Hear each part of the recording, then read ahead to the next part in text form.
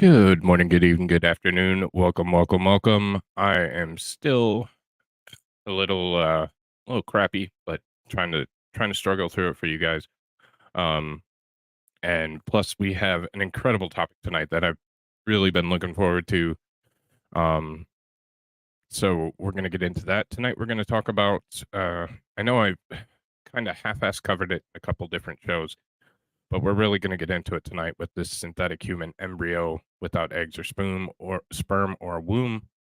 We'll get into artificial wombs that they've developed, um, and then we'll kind of touch on CRISPR-Cas9. If you don't know what that is, we'll get into that pretty deep too, and obviously the implications of uh, from whether we should or shouldn't be doing this.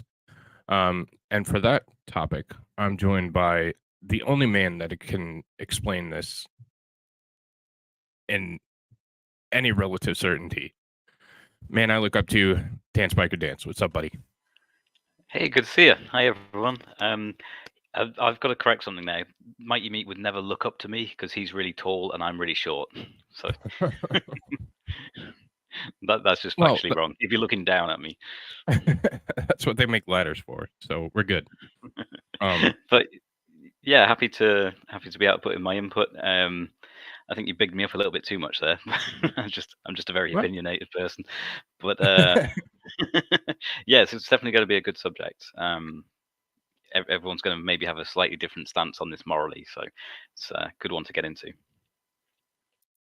Yeah, and like I talked to you before, I've come a long way on this topic from, um, I think I mentioned that briefly, where it's all about the science and all about advancing our interests, but this seems like it's a little bit too far. This seems like it's a little bit too much to me at this point in my life. Obviously different life experiences, different points in my life, that opinion was different, but here as we sit now, I think this is dangerous and we probably shouldn't be messing with it. So, Yep. um, Just before we get into something, by the way, mhm. I just wanted to say I commend you for your stream the other day. I think you made the right decision, like a good decision in terms of 9/11 and just honouring those that had passed, and just doing the thing about those audio files. Mhm. Because I kind of agree with you. You know, with this, all the other 364 days of the year to talk about all the other aspects and stuff and different theories and all that kind of stuff. So I think it was a good decision to on the day itself just to remember those that had passed. Yeah, and It was I good appreciate stream. that, and I really struggled back and forth with that all the way up to showtime. Talked to a bunch of people, got a bunch of different inputs, and I think that was the right choice. So I appreciate that. So, Yeah. Oh, just want to say hi, Jess, in the and everybody in the chat. Sorry, I shouldn't do that. You usually go through all the chat, don't you? And I'm sort of yeah, it's jumping on fine. ahead. Yeah. But That's where I was going next. So you just jump started. What's up, dog mama? Tell the hubby I said hello. He's home. So, Daza, I got your countryman on here, mate. He's much nicer than you are. So, Daza's a good guy. Genitals, what's up, buddy? Yeah, I was caught in between that. Let's go early to help out dance because God knows what time it is there. And then I was like, like feels weird. So, genitals, that is such a brilliant name for YouTube. what's up, man bun? Hello, hello. Josh Chandler, I hope you're doing better tonight, buddy. I didn't mean to upset you last night, and I could see that you were. I was gonna reach out, but I realized I have no way to reach out, so I just did it right now. I had to get off last night because I was gonna cry like a baby. I went in Discord and I was like, this was terrible. This was terrible. So, yeah, it was anticlimactic at the end, but I had enough. It was starting to weigh. So, What's up, AP? Hey, what's up, Jess? Hope you are well.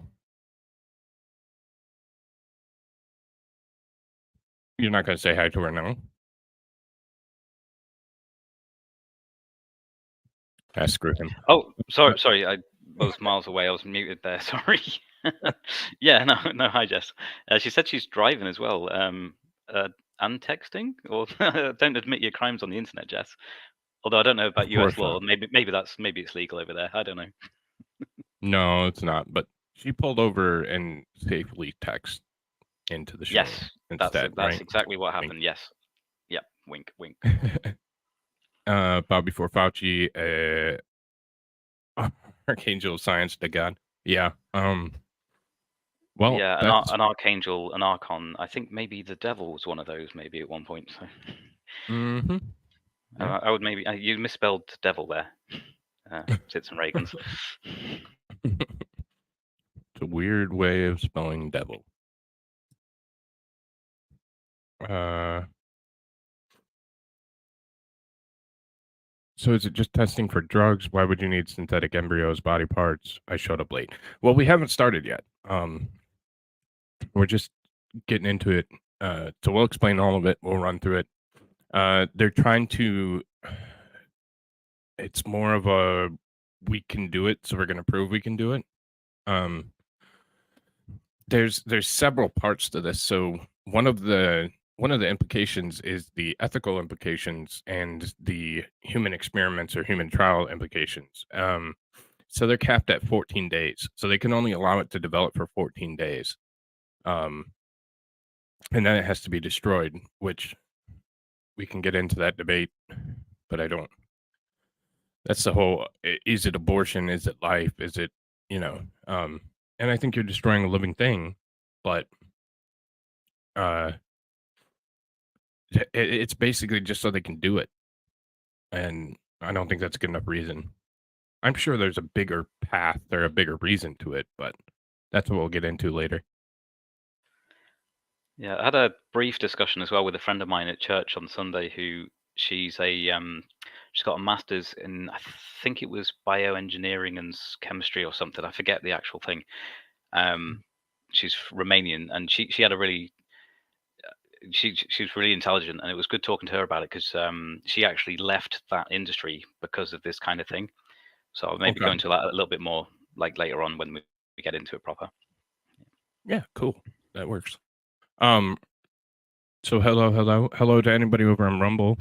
It's showing that it's not up. So if anybody's over there, hey. Rumble's been weird the last couple days. I don't know what the hell's going on over there, but and then I'll have ridiculous views. So it seems like people are watching. Like last night, there was only like 6 people over there, but I have 700 views on the video. So it's like they're not showing viewers or something. I don't know. Yeah, I think with Rumble sometimes it doesn't fully reflect what's actually going on, and then later on it catches up with itself and corrects itself. Yeah. Mhm. But yeah, they seem to, I think it seems to be maybe pushing live streams as well because like I mean my channel's got like next to nobody actually follows the channel, but if I put a live stream on there at the same time, like I look at it a couple of days later and it's actually got like more views than I would get on YouTube, and it's like what? I don't Yeah. understand. But yeah, so I think Rumble's pretty good at starting to push live streams. Maybe that's the direction they're sort of trying to go. I'm not quite sure. That would be nice. I've always done significantly better over at Rumble. So I have 1,100 subs over here on YouTube. I only have 300 over on Rumble, but I generally do about 2.5 to 3 times better on Rumble than I do on YouTube. So Yeah, it's strange, isn't it? But it's good. yeah, It's a good thing that they seem to push that. Yeah. yeah, Just I'll take it. yeah, just don't understand why those people aren't clicking subscribe on you. That's the only thing. That doesn't make any sense. But you know.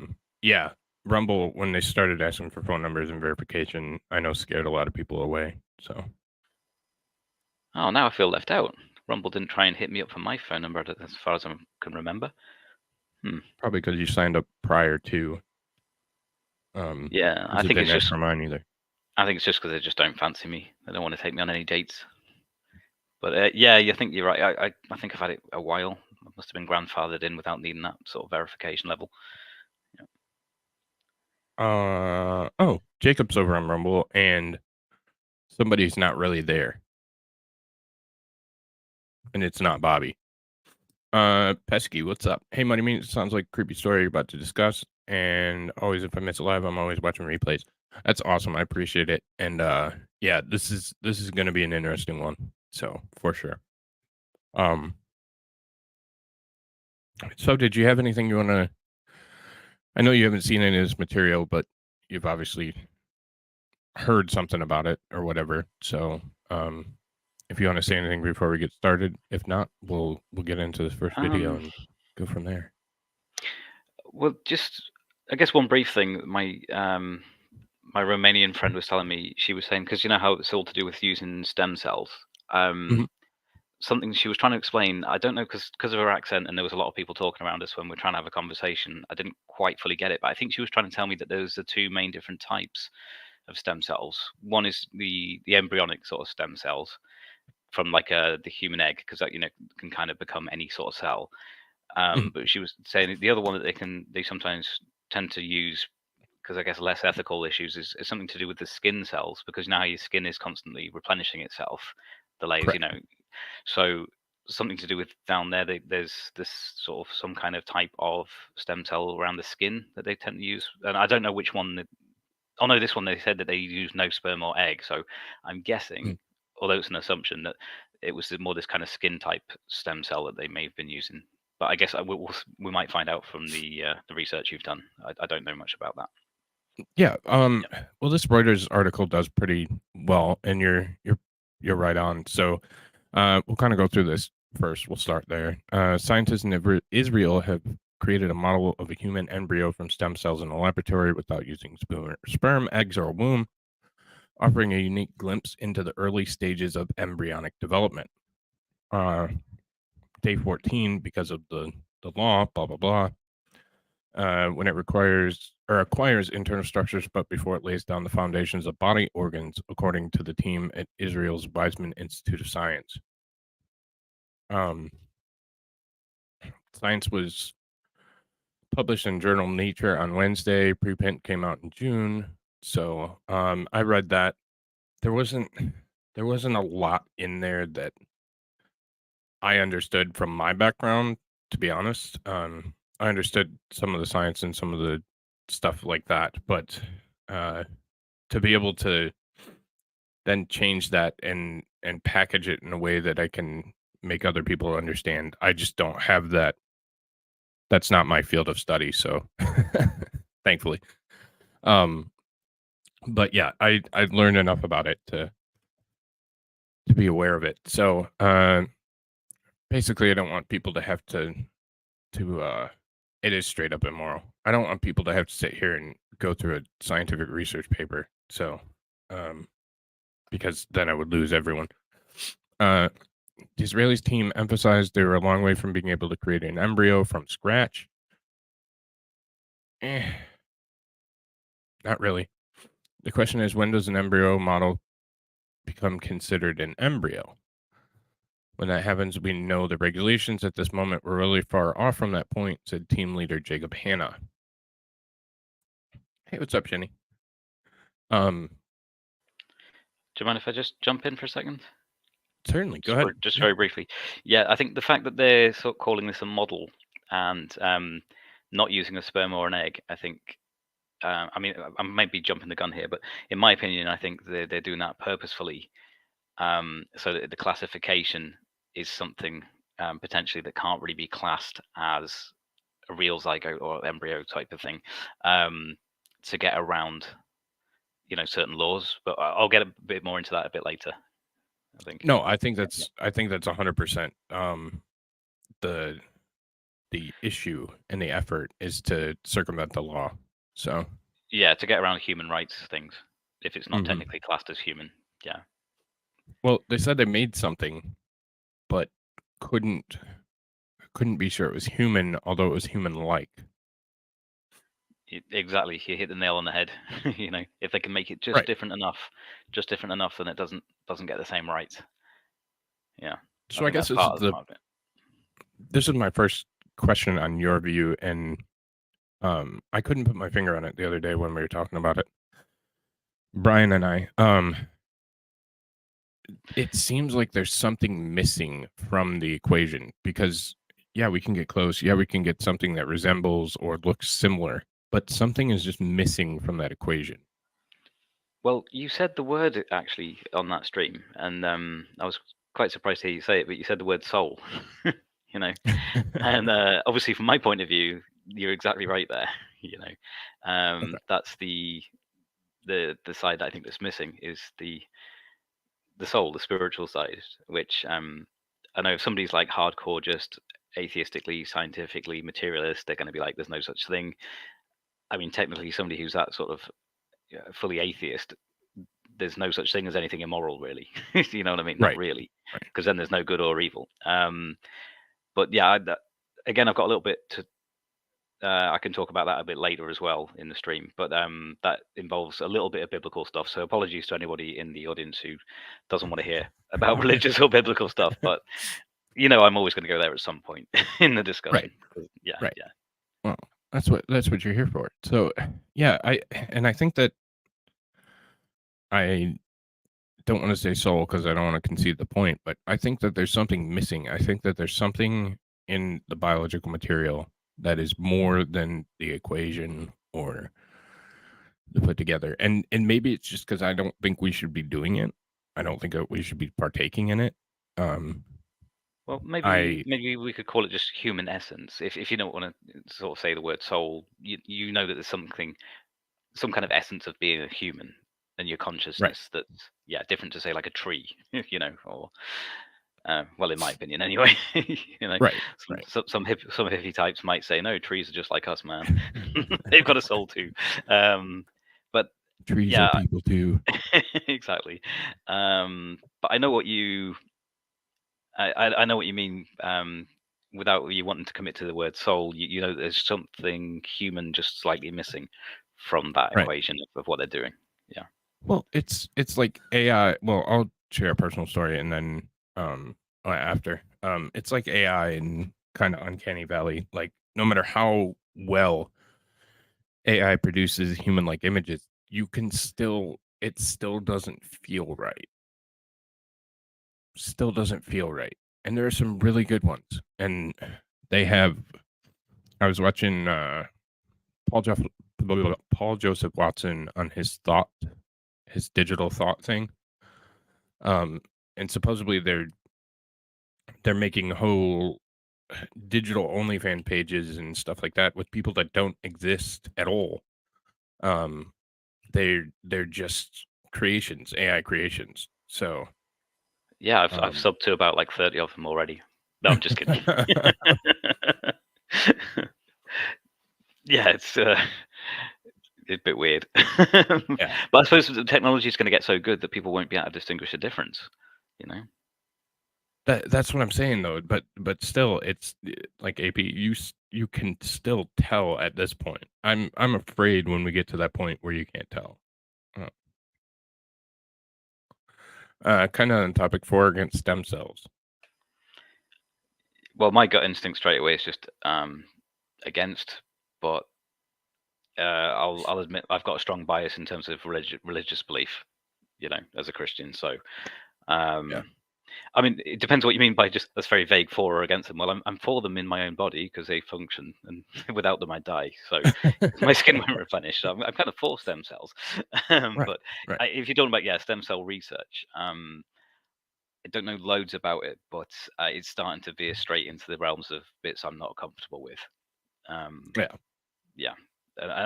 I'll go into my sources for that later. Stuff to do with Genesis 6 and things like that. But yeah, in terms of this particular to do with sort of making embryos or fake embryos, then yeah, definitely more against from my side. Yeah, and I agree with Light Rain. That's what you're here for. Don't silence yourself. Oh yeah, no, I'm not going to silence myself. I'm just saying sorry if you don't want to hear it. I'm still going to say it. Um so uh I'm very much for stem cell research, the only chance at curing cancer and other currently irreversible conditions. Um So I'm gonna sit on the fence and hopefully I don't get any splinters this time. I I am anti stem cells because I think humans can't be trusted with such great power. Uh, but if we could put guardrails in place, I would be very pro stem cells to have medical advancements. But I don't trust the science and don't don't subscribe to people having unencumbered access. So yeah, The yeah, the tension comes with anything to do with technology. Any advance in technology is it has the potential to do great good or it has the potential to do great bad. And it all hmm just depends on who gets their hands on it, you know? right. So yeah, I can see this. I can see the arguments totally for if the research helps to say, for example, find a cure for cancer, then fantastic. Yeah. Right. Um, but even that, this is maybe going to sound controversial, but even a cure for cancer is only a stall. I think it was on, I don't know if you ever watched House, Doctor House, the series. There was something Yeah. he said Yeah. once on that was everything we do is just a stall. It gives people a little Mhm. bit more life, but ultimately it's not, we're not going to live forever. Right. And I think, that's right in terms of biblically, it's appointed to man once to die and then the judgment sort of thing. I think some of the science types would try and look to use this technology to almost try and live forever. And you know what I mean? Like you could replace organs, replace body parts, and keep yourself going and going. That doesn't sit well with me. I think that's not even if it's Right. possible. It's like the bit from Jurassic Park. Even if we think that we could, we'd never stop to think if we should. Correct. Um, Right. um, yeah. Oh, hang on. Sorry, I'm not keeping up with the chat. So yeah. Yeah, maybe that's a little bit controversial to say that. Yeah, even the cure for cancer, as good as it would be, it's again it's only a stall. Yeah. And so yeah, at what price do we pay? Um, It's a bit like during the Nazi experiments during World War II and stuff. That advanced technology in terms of medical stuff quite a lot, but yeah, there was a price to pay and how it was done, you know. Yeah. Um, so yeah, it's definitely an interesting one because it's a grey area. There's no black and white on this. We don't have an instruction manual as such on some of these things. Right. Um, No, I completely agree. So, like this, I'm for my scene being God, if I could talk, I'm for my cells being grown and put back in my body if that's a viable therapy. So, for example, um I played college hockey and screwed up my knee, and one of the resolutions was going to be a donor meniscus, and I couldn't pull the trigger. I couldn't do it. There was just something about somebody else being inside me. Yeah, I know, phrasing, you Here can come take the what you want jokes. with that. But, I just couldn't do it. It wasn't so I did PLP and platelet-rich plasma and, uh, a shit ton of surgeries, and it's serviceable. It's not my favorite thing, but, works. Can I just ask with that then? So, So, if you'd have pulled the trigger and gone for that option, would that be the type where you would have needed to be on um, sort of drugs for the rest of your life because your body would be trying to reject that part, or is it not that type of? Would it have not been that type of transplant? Because I know most organ transplants, your body's trying to reject it the rest of your life. You're kind of on drugs to sort of suppress that. Would it right, have been the same thing for you for the knee thing? they said it probably wouldn't have been a long-term thing, but definitely, while they were waiting for it to take, there would have been a drug regimen to it, uh, because also if it was drugs for the rest of my life, I wouldn't have even thought about it because that's just pharmaceutical patient for life, so Yeah, and especially there where it's very expensive. Yeah, I wondered if you were going to see Bobby's comment there. I always see Bobby's comment. Sometimes I ignore it intentionally, but I always see it. Wants to live forever, insanity. I'm living good and totally at peace with leaving this world. Yeah, and I think when you start putting lack of an expiration date, motivation ceases to exist. So, I mean, on that subject, that's it seems like the kind of like the World Economic Forum people, like the Klaus Schwabs and the Yuval Hararis of this world. I think that's what they're trying to get to, like transhumanism, kind of a way of kind of trying to live forever. Um, mhm, which for me is kind of like a trying to dodge God kind of a thing. I'm like, I guess it's easier for me because of my faith. I'm kind of like, ever since I became a Christian at 16, I've kind of been ready for if I pass, I know where I'm going, and I'm kind of fine with it, if that makes sense. Um, yeah. I guess for people who don't have that faith, then it would be an appealing prospect maybe to try and find a way where you can keep going forever, even if it's like somehow uploading your consciousness to something artificial. And I don't know if you've seen any of the World Economic Forum stuff, like Yuval Harari talking and stuff like that, but it seems that that's where the kind of direction some of those people seem to want to go. I think with technology, then Well, I think maybe Elon they Musk's Neuralink. And, oh, sorry, yeah, go ahead. no, you're fine. Sorry, I cut you off. Go for it. Well, yeah, I was just wondering if the whole Neuralink thing might be sort of heading that way as well. I'm a bit wary of it, to be honest, all that kind of thing. I know you in previous streams have said that you would sign up for that in an instant, and you were sort of interested in that. I'm a bit more dubious about that one, Yeah. about Neuralink. Yeah. And I could see, and yeah, I don't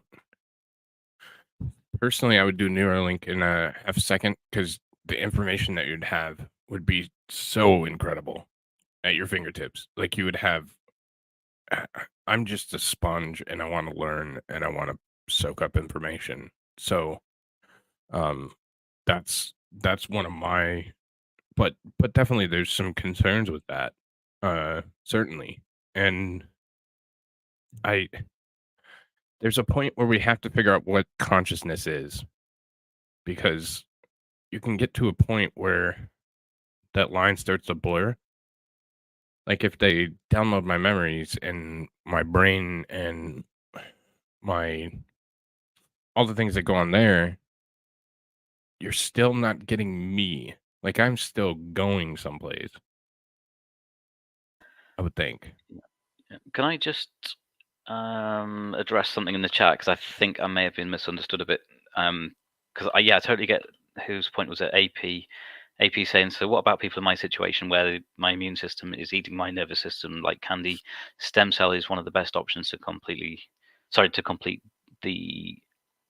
I can't read that word. What is it? My remule. Remyelination process? I guess basically Remel try and fix the nervous system. And yeah, I totally get that. I totally get that. And if when I talk about stem cell research, I was more thinking more along the lines of using the embryos or fertilized eggs, that type of thing. Um, in terms of if you're using your own stem cells from your skin or something, if it's like your own stuff, getting like cultured and researched on and going back into your own body, I don't really necessarily feel like I have an objection to that at all. Um, a bit like if you donated your own blood and then got it back later, like how some people do where they've which religion is it? The Jehovah's Witnesses, they don't like blood transfusions. Mhm. But they can store their own blood for if they have an emergency, then get their own blood back. Am I getting that right or am I wrong? I believe Um, that's correct, yeah. so yeah, so in terms of medical research for trying to help with things like that condition that you have, yeah, I agree with you on that. And so if there's sort of stem cell research from your own stem cells that can help you with that kind of thing, yeah, I'm not saying I'm against that. You know what I mean? Right. Right. Yeah, yeah, yeah. Because you can choose to donate your own stem cells. I'm thinking more along the lines of yeah, manipulation of um, yeah, eggs, fertilized eggs. The, the bit where it's going into the more grey area of is that a different life than just some of my own cells? Um, Right. Right. yeah, and that's why the whole abortion debate is so varied because it's that whole concept of where does it begin? Where does a new life begin? At what point? Right. Yeah. Um, so yeah, I don't want the chat to think that I'm sort of saying, no, you can't. We should stop all of this research completely, and ignoring the fact that it could help them. So I don't Right. want to come across the wrong way. um, Chat, he's not being a dick. No, chat. My chat's yeah, great. yeah, yeah, yeah. They know that. So. I I think mean, it's an extremely personal decision, and it's one that you have to make for yourself. And I think that we need to put reasonable guardrails in place so it doesn't get out of hand. But other than that, I think it's a your choice. So yeah, yeah, and I mean, I guess there would could be some people out there who, due to their religion, might try and ban it for everybody. I'm not that kind of person. right, You know what I mean? Yeah, that's very. I don't know. It would be very big-headed, I think, of anybody to think that they can just enforce their belief on anybody else. right, Um, in right, that way, you know, in the same way that I wouldn't go and ban alcohol just because some people drink too much alcohol. It's yeah, like, yeah, right, I'm not here to police the world. There's another subject which will kind of branch from this one as well, which we can maybe talk about later as well, which is the whole idea of like chimeras, or the sort of mix between something human and something animal. okay. Um, I don't know if you want to get into that subject or just keep it purely to the one at hand, but You I know think me, there's a brother. I very. didn't plan anything. We just kind of go wherever the hell it takes us, and we see. Yeah, that's true. That's true. But yeah, I think there's a very specific reason why those kind of things are being tried. And although you don't hear about it, they are doing these things, like kind of human monkey chimeras or whatever. Um, Right. I think it's because if something is not fully human, it gets no human rights, and if it's Mhm. not fully animal, it doesn't even get animal rights. Because we've got rights of animal testing rules and all that kind of stuff. So if they can make these kind of hybrid chimera things to experiment on, they technically have no rights, Right. as far as I'm aware, under any laws. So that means they could do all sorts of unethical experiments. Um, or, of course, there's the other option of just doing what they want, but in some island where there's no jurisdiction, or in China, or I don't know, in the International Space Station, somewhere where there's no, you know what I mean, where the laws aren't really applying. Right. And I think it would be better if we used to do this, have a discussion, have a debate, and come up with a common ground and a common framework instead of it going off to a private company that's going to abuse it, or a country that's less than ideal on human rights, North Korea, or like you said, off Earth, it to be whether it's a base on Mars or the moon or in a space station somewhere. Like I feel like it's better to regulate and have a common framework than it is just straight prohibition on almost anything.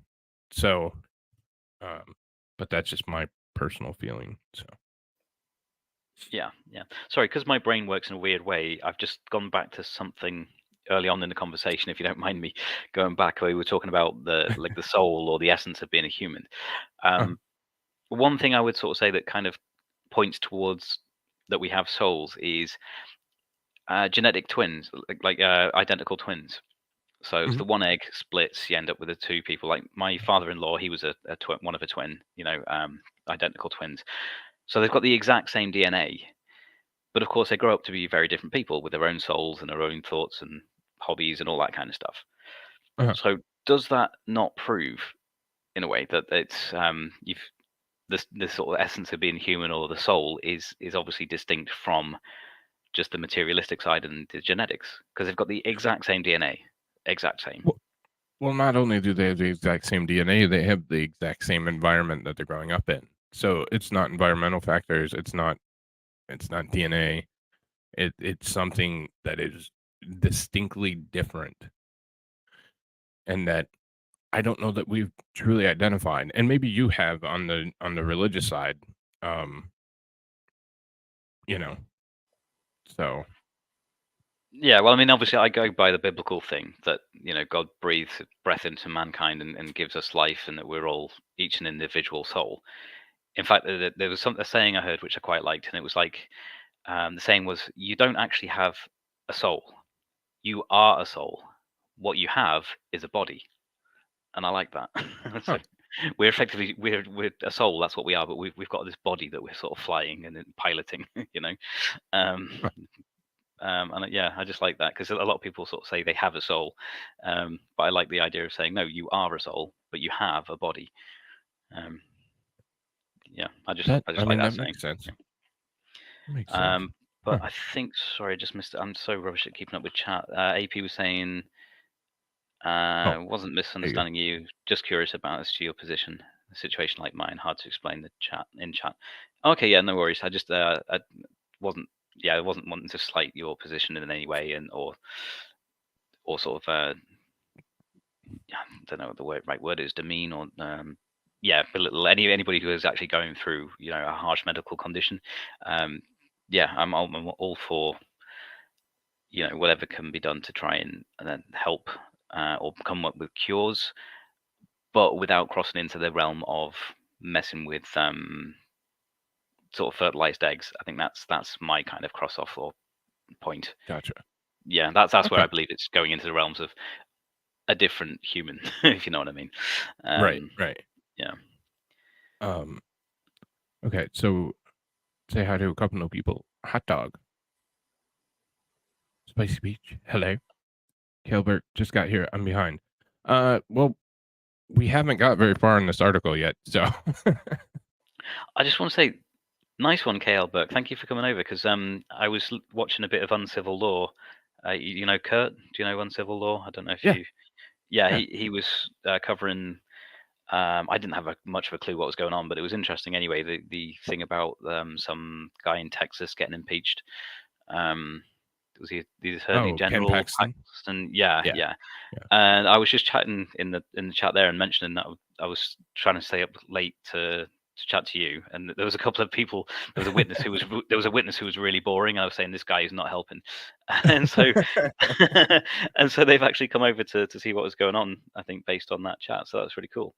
That's Um, awesome. Well, yeah. welcome. Yeah, See, so I'm trying to shield your channel in other people's channels. awesome. I appreciate it.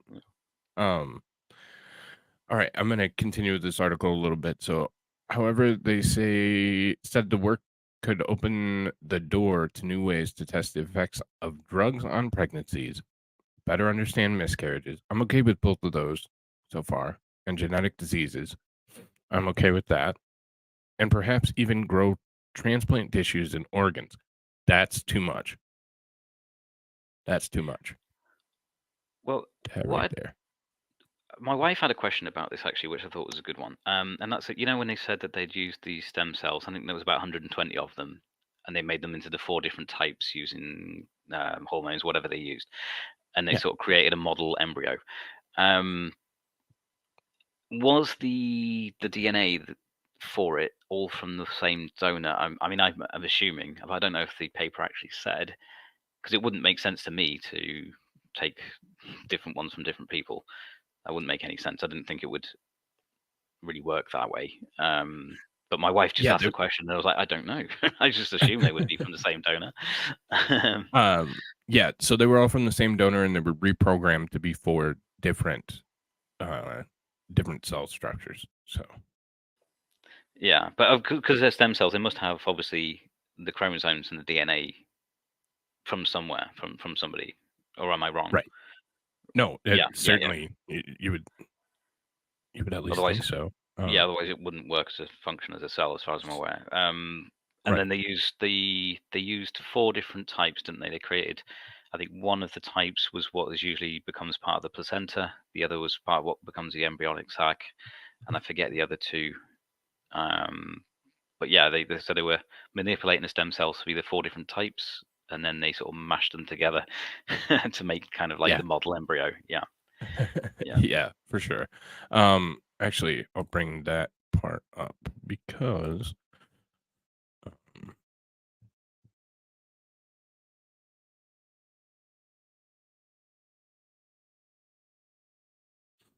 that other part was just a way to they could get around it. So get around the legalities of it.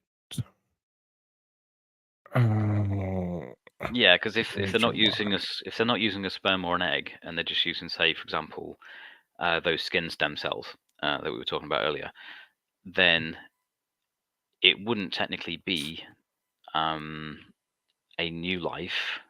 It would be some DNA of somebody who's already existing. It wouldn't be like when you mix a sperm and an egg and get a new genetic code, which is the potential there to be a new person. So somebody said it on the other stream. I think they said it would effectively be cloning if it worked. If you let it grow and it Right. carried on growing, it would be effectively a clone. And then we go back to my thing about the whole thing about twins with identical DNA. It's like, in my opinion, the clone it wouldn't be the same person, obviously, because the two twins have their own souls and minds and hobbies and all that kind of stuff and personalities.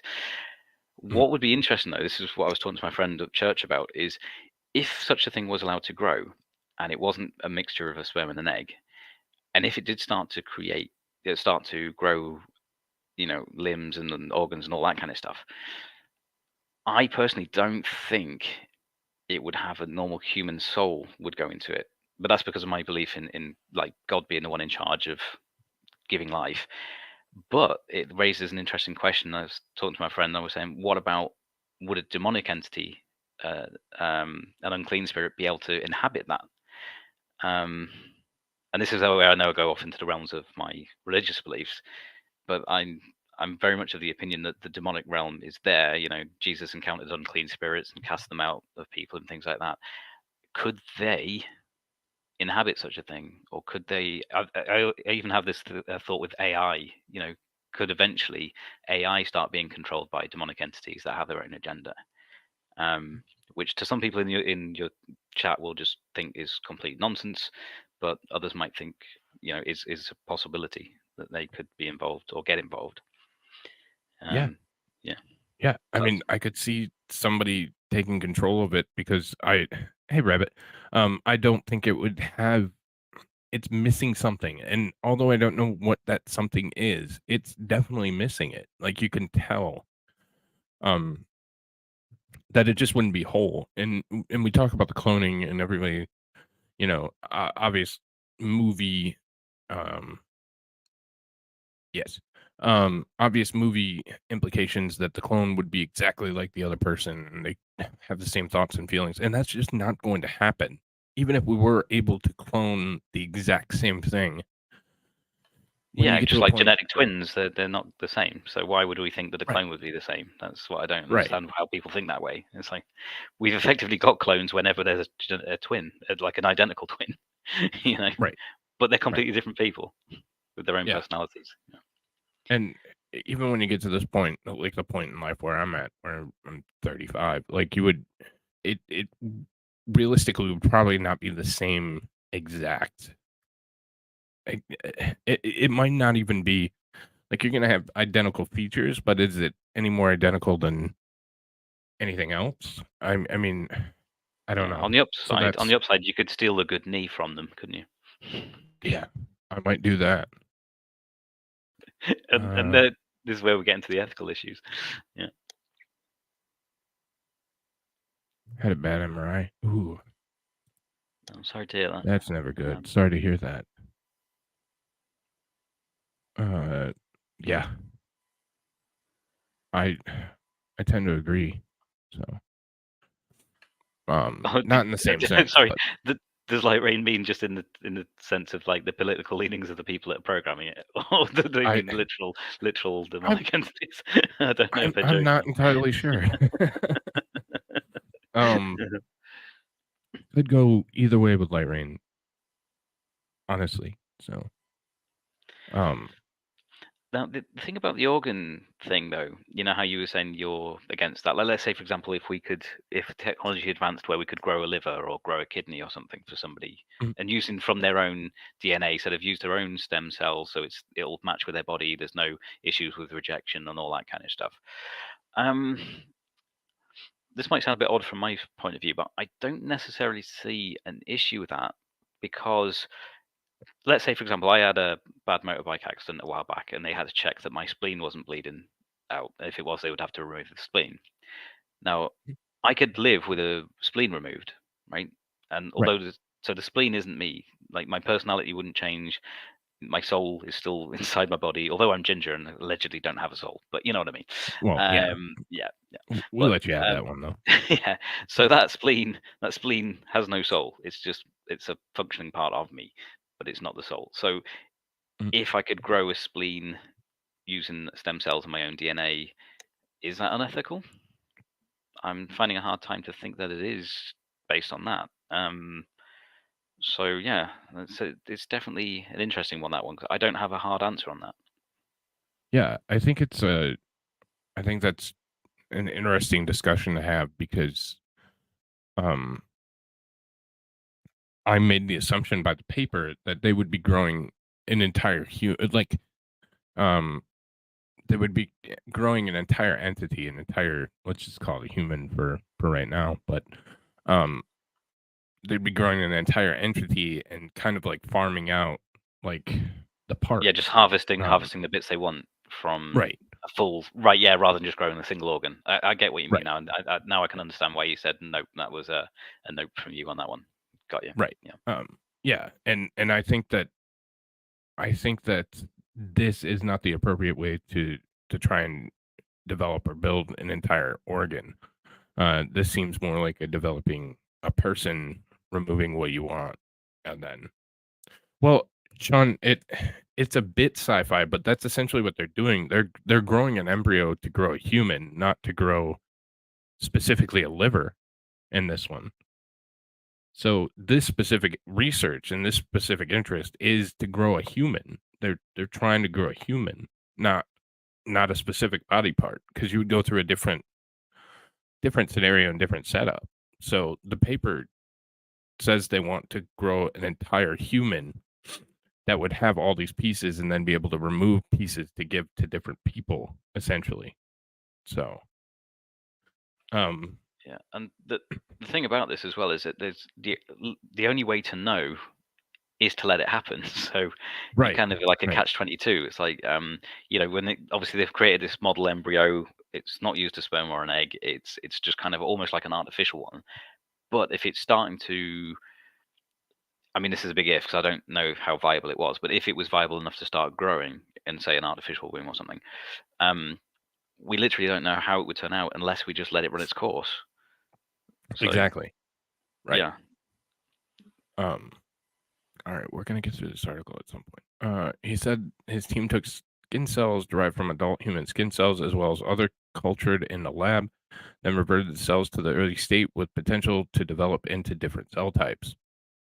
They then manipulated them to form the basis of something structurally resembling an embryo. It's not actual or synthetic embryo, a term criticized by SCR and other science, rather a model showing how one works. So,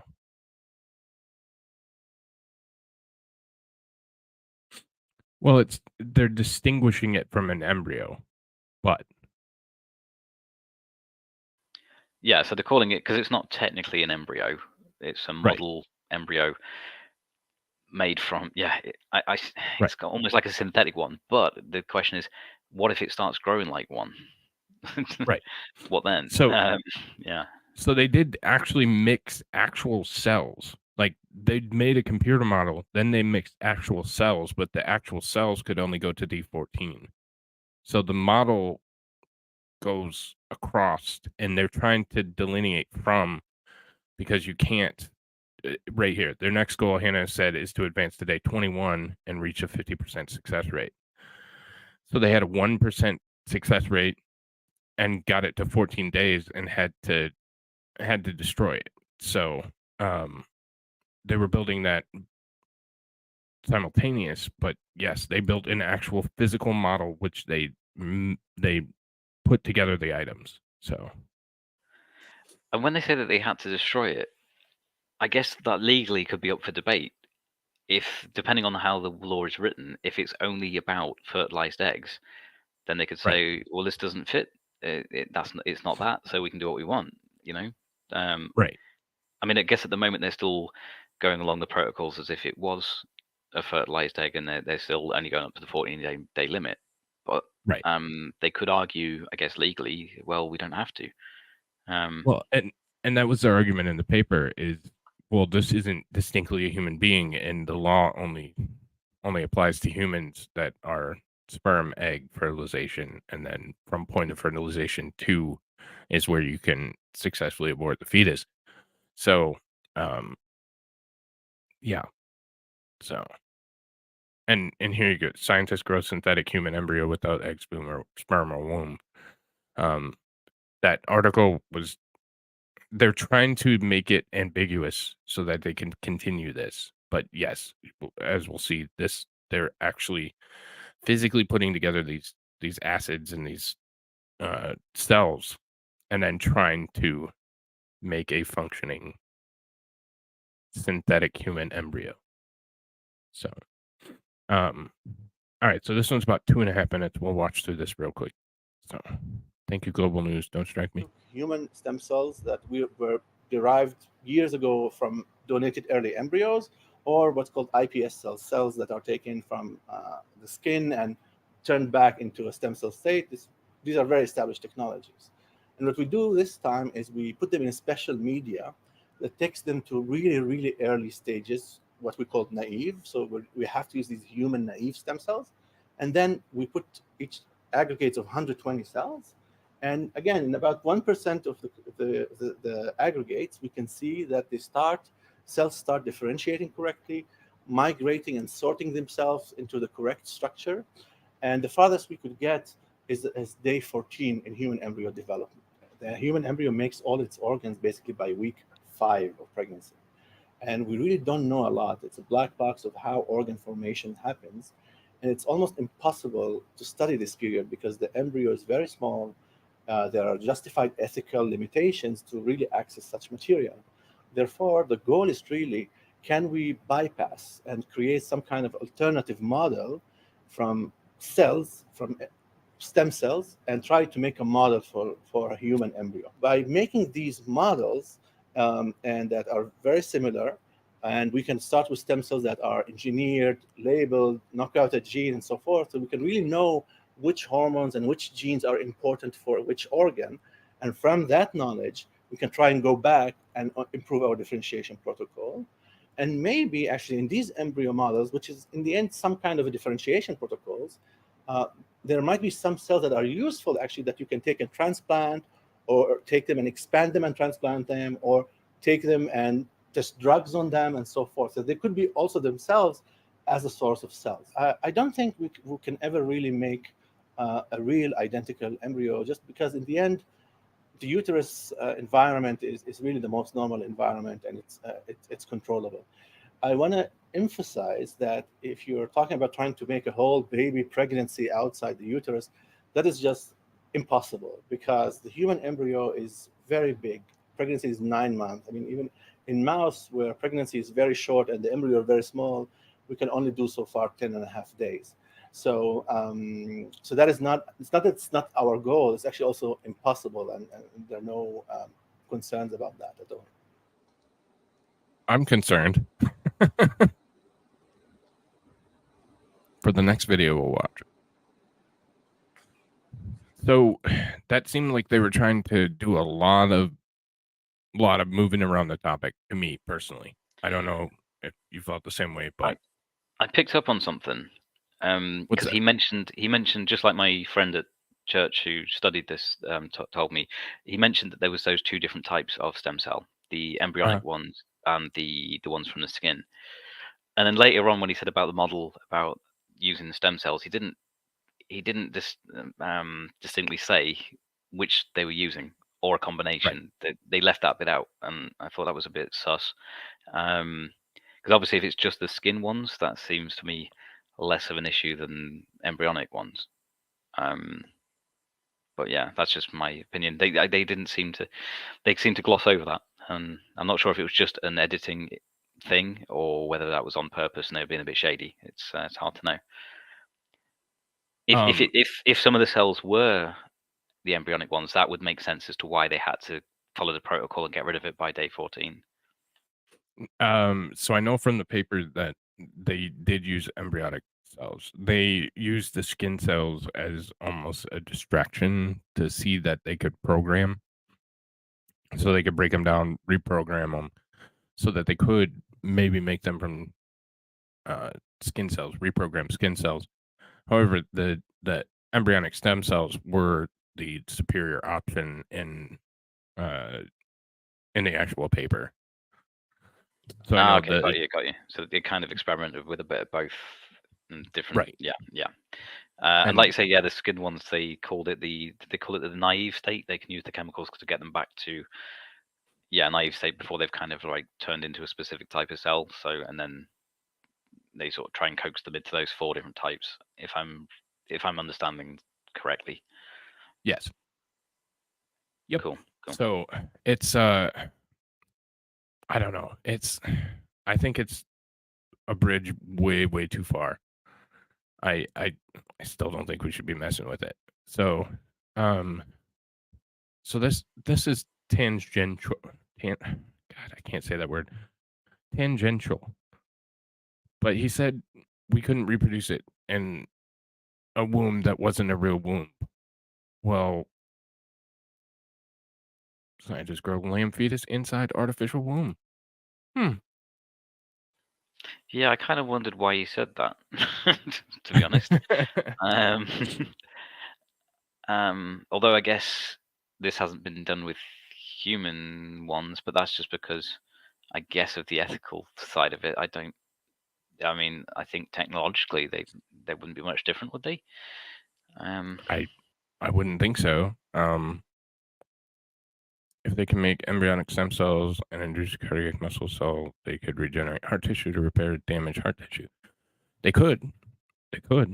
Certainly. Yeah, this goes back to my thing saying with all these technology advances, there's always potential for good, but there's always potential for bad, and it just depends on who's in charge of the technology and what their agenda is. Same with anything, Yeah. like the invention of arms. They can be used to defend your people, or they can be used to go and attack another group of people. It's that's where the big issue comes in for me. Is it's how are these things used? Right. No, I And 100% agree. and who's making the decisions? I'm gonna play this video just so I don't have to leave a disturbing lamb fetus on the screen for very long, like too overly long. But Yeah, good call. yeah.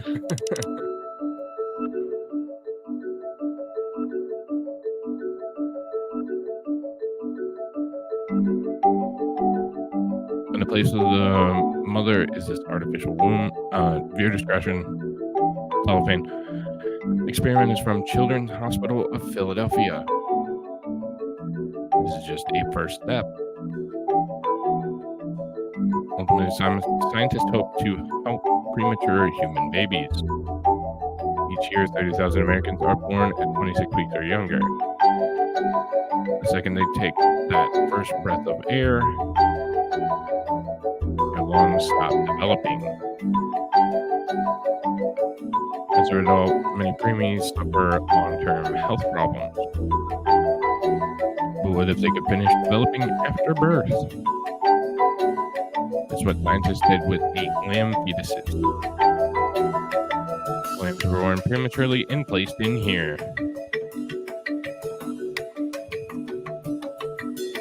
The tube acts like an umbilical cord. Shit, missed it. Over the next 4 weeks, they grew wool coats, gained weight, and opened their eyes. Autopsies later showed that their organs are so developed properly. Scientists estimate 3-5 more years before human test. Fuck that. Sorry. No. 3 to 5 years. And this is an older one, 6 years ago from Tech Insiders. So they're realistically probably doing this already. Or close to it. So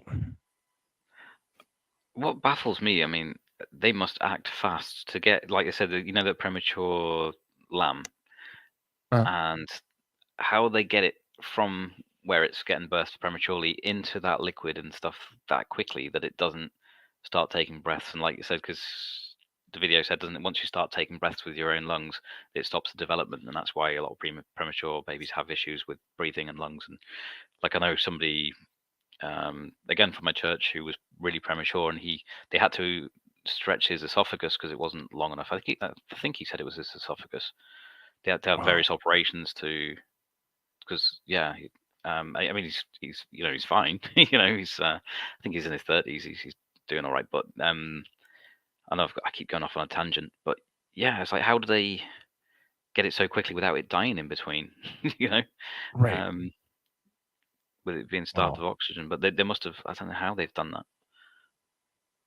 Did they take it in the womb, remove the womb, and then transfer? Oh, possibly. Yeah, I guess. Oh, that's a bit harsh, but yeah, remove the whole womb of the lamb, and then I don't know. They gloss over these things. They just Right. show the end product. But how did it get there? Was it pretty horrific? It probably was.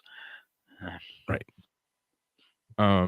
So would a human created by scientists have a soul, or do souls come from God? Well, I think that's the $1 million question, and something that science isn't going to explore because we don't believe in, for the bulk of it, we don't believe in the God aspect. So why are we going to even take time to waste to do it? We'll just see what happens. And I think that's terrifying. Yeah. So from sorry, Go ahead. I was just going to jump in and try and answer that from my sort of biblical and Christian perspective.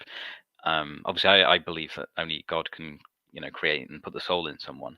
So it could be a case of, if we did this, would God decide to put like a normal human soul in there, or would it just be like a body that wouldn't really animate properly and wouldn't really live, wouldn't be viable? Or the third option, would some kind of demonic entity be able to take possession of it? I guess all three are possible. Yeah, in a bit, when you're ready, I'll go into my little bit about how I think we shouldn't be crossing the line into sort of playing God in this aspect because of something to do with Genesis 6 and the flood specifically. But I can go into that later when you're ready. Yeah. Well, let's finish up a couple comments, and then I'll let you get into that specifically. So, and then we'll go into CRISPR after, because CRISPR is always freaked me out. But took it prematurely, but still, if it breathes, it stops developing, is what they said. So, here's one for you. Oh, I missed rabbits. I believe souls are a gift no matter how conception occurs. But is this conception, though? Yeah, not by the model thing that they were doing. That wasn't conception. But then they said Right. they weren't clear if they used the embryonic stem cells, so maybe that would have been conceived. So yeah, I don't know. It's Right. an awkward one. I just don't know. So this is This one one's for for me, you. being a ginger. Yeah. Yeah. Did I lose my soul, or was I born without one? I don't know. I guess I think I was born without one because I was ginger. That was ginger from the start. That came out with ginger hair. So yeah. Souls technically are not created. They always existed, a part of an energy that exists around us. Avatar was close, but not that close. And so From there's eternal a to big, eternal. right. Interesting. There's a big part with electromagnetic frequency. We obviously emit a frequency. Our hearts are on a circadian rhythm or an electrical cycle. Our body runs off from electricity, so on and so forth. We're water, we're conductive, so on and so forth. So is it something that is very much see, here's where I'm trying not to be religious, but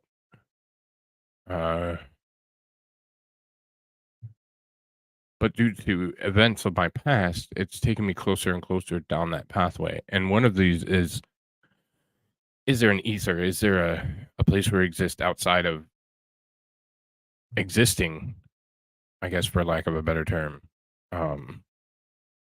Is there something that gives life naturally in our environment that we're missing? And yes, God. Sorry to jump in there. Just thanks for just destroying everything I was saying. I thought it was on a good path. No, yeah. hell with this. Anything I can do to derail you, you know me, buddy. Well, there are other soulless people too. I can think of one. This guy. Jeez. Hey, cutie pie. I was just thinking about that question. I know it's a joke question that the gingers, do they lose their soul or they're born without one? I guess it depends if you're born with hair or not. If you're a baby who's bald, technically you've got a soul, and then as soon as your ginger hair starts growing through, then you've lost it. Or if you're like me and you're born with ginger hair, you never had one to start with. There we go. Question answered. Gotcha. Huh. IVF had the same debate a long time ago. I feel like IVF is different slightly. Yeah, that's still mixing a sperm and an egg. It's just yeah. I think the part that freaks us out, at least you had the basic building blocks and they came from a person, because I don't think that, based on my understanding of religion, that the sex is the important part of that. I feel like the conception is. So the sperm entering the egg, I think, is the key, if you will, not how that happens.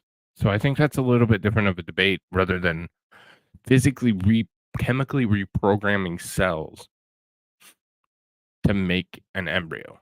I think that's a completely different, and we'll get into the I'm gonna let Dance go off on his own for as long as he needs without interrupting him, because okay. I'll try not to be too long, but just my opinion on where I think we might be crossing a line and potentially putting ourselves near the end times is if I was to ask you, Mighty Meat, what do you think, or what's your opinion on why the flood happened in the Bible? So Noah's flood, that story. Do you know what the reason was why the flood came? So I would, so my explanation for it would be some kind of planetary body interacting, maybe superheated Earth for an amount of time, and the water level rose.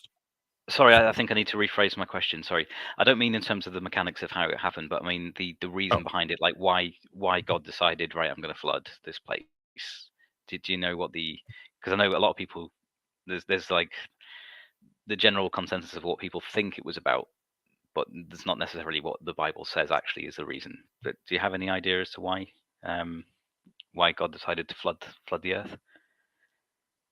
Well, I generally don't think God decided to do it, so that's a really tough question, and I'm not trying to be evasive. I'm just being truthful. Oh right, yeah, okay. I'm putting this in the wrong way. Just in general, what do you think the story is that you get told as to why it happened? Not whether you believe it happened, but just the story that goes around. Yeah. Yeah. So he was angry and trying to wipe evil off the earth, so he flooded it. And there you go. Right. Foretold Noah, blah blah blah. So to get evil off the earth, yeah, or sin, or what have you. Yeah. See, that's the misconception. A lot of people just think it was, oh, there was a lot of sin, so God said, right, I'm going to start again with Noah, right? Not quite technically correct. I mean, if it was just sin, we all better get our umbrellas out right now, because there's a lot of sin about, I'm just gonna, I'm not gonna be able to see the screen for a second. I'm just gonna bring up Genesis 6 and just have a quick read through, if that's all right, just very briefly. Absolutely. Yeah. So this is just before the flood. So it says, when human beings began to increase in number on the earth, and daughters were born to them, the sons of God, so that's direct creations of God, that means angels, some of the angels, sons of God, saw that the daughters of humans were beautiful, and they married any of them they chose.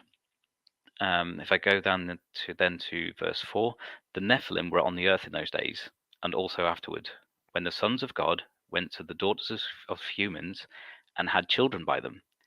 They were the heroes of old, men of renown. And then it goes on to say, the Lord saw how great the wickedness of the human race had become on the earth, and that every inclination of their thoughts of the human heart was only evil all of the time. And that verse, I believe, is linked to the one before about the Nephilim, these fallen angels having relations with humans and creating these mighty men of old, the men of renown, which, in my opinion, are the myths and legends of old, like the Greek gods. There's always a story of like some kind of god has a relation with a human and creates like a demigod type of thing.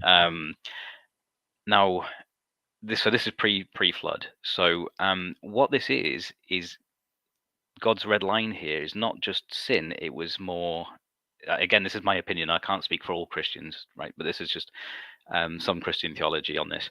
Is that it was Satan's attempt to change human DNA and mess with the genetics of mankind Okay. by fallen angels intermingling with humans. So it was the playing God aspect, and there are other non-biblical books like the Book of Enoch, which isn't biblical canon, but that it describes in more detail about how some of these Nephilim would then start to teach humans how to do things with metal, how to create weaponry and warfare and all this kind of stuff. Okay.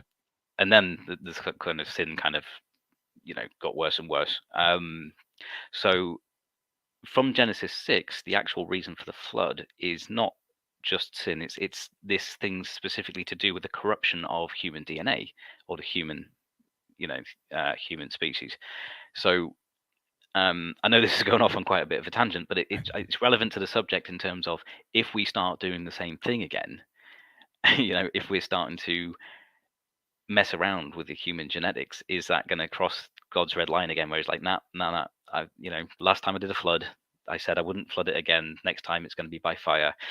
And I personally think that we're getting quite close to the end times depicted in Revelation. It's too much to go into on this stream, and it's not the right stream for it. But I personally think we could be looking at a return of Christ around 2031, kind of an era. Okay. If I'm right on this, the next couple of years are going to get wild, because the last sort of 7 years before Christ's return, all sorts of stuff happens according to the Book of Revelation. So I might be completely wrong. That's just speculation. It might be 100 years in the future or 1,000 years in the future. But there's a whole lot of stuff going on politically and stuff at the moment. All sorts of things which make me think it's converging. And if we're doing all this kind of experimentation at this kind of time, messing on with human genetics, messing with God's creation in that way, that might be a sign that we're near the end times, because the Bible says, as it was in the times of Noah, so shall it be near the end times when Jesus returns, sort of thing. Okay. So that's how I link all that biblical side of it to this subject of creating fake embryos and all that kind of stuff. So yeah, that's my little bit as to why I think it's a bad idea that we mess with this. And I know that I'll be on the minority of that, because obviously it's a religious reason, and it's and a lot of people will just think, yeah, that's just a made up story, it's nonsense or whatever. Obviously I believe it was a true event, but yeah, so that's just my take on that as to why I think we shouldn't be starting to meddle in the genetics in this way for humans. Huh. Okay. I have a million questions. So, but I'm gonna say hi to Rose first because I just saw she popped in. Yeah, yeah, and I mean, I am incredibly ignorant on this topic. Like, I've studied religion, but not studied religion, if that makes sense. Like, I know of religion, but I haven't taken the time or care or anything to really just break it down. That's fascinating to me. So we were trying to alter ourselves before, and Yeah, well, there's a verse somewhere as well where it says that they were corrupting all flesh, even messing with animals and stuff. So there's theories that the Nephilim, and these fallen angels and their offspring were starting to mess with genetics even back then, maybe even crossbreeding things with animals. And you get all these old things, was it like the Sumerian, the Egyptian hieroglyphs and Sumerian tablets and stuff. If our dating on that is actually incorrect, this is one of the things we could talk about in our big stream. I think that anything dated before the flood is all incorrect, because I think the pressures of the atmosphere were different, carbon-14 levels I think was all different, all that kind of stuff. But if I'm correct, then I think that they were messing on with stuff back then. And you know how these pictures and the hieroglyphs and that, you see these kind of humans but with animal heads and all that kind of stuff. right. There may be something to all these myths. This might have been some of the Nephilim or things that they were creating. I think the technology may have been a lot more advanced back then than we think it is. I'm I mean, an evidence for that is just like the creation of the pyramids, that they still can't figure out how it was done now. Right. So I think that these, specifically the fallen angels, would have had a lot of knowledge because they're not human. They've probably passed that on. According to the Book of Enoch, they were the ones, and the Nephilim, their offspring were the ones passing it on, and they were kind of ruling like gods. They were sort of large, described as giants, powerful, revered as gods, and it seems that there's evidence for this in the ancient depictions and pictures and stuff. It all seems to fit. Yeah, so I think that there Huh. was potentially a lot of this genetic stuff going on back in the past, and that we weren't all as as I don't think the ancient people were as dumb and thick as sometimes people make out. I think they were quite advanced. Yeah. Sorry, I'm trying to balance how far I want to go with this discussion and how far I want to go with the other discussion. Yeah, I've gone off Um, topic. Sorry. no, Yeah. you're totally fine. So for example, Hayden and I, when we met up in Texas, and definitely didn't have sex. When we met up in Texas, we went to the Natural History Museum in Houston together, and they had an ancient Egypt section, and we were absolutely blown away with the craftsmanship, and you don't know the truth.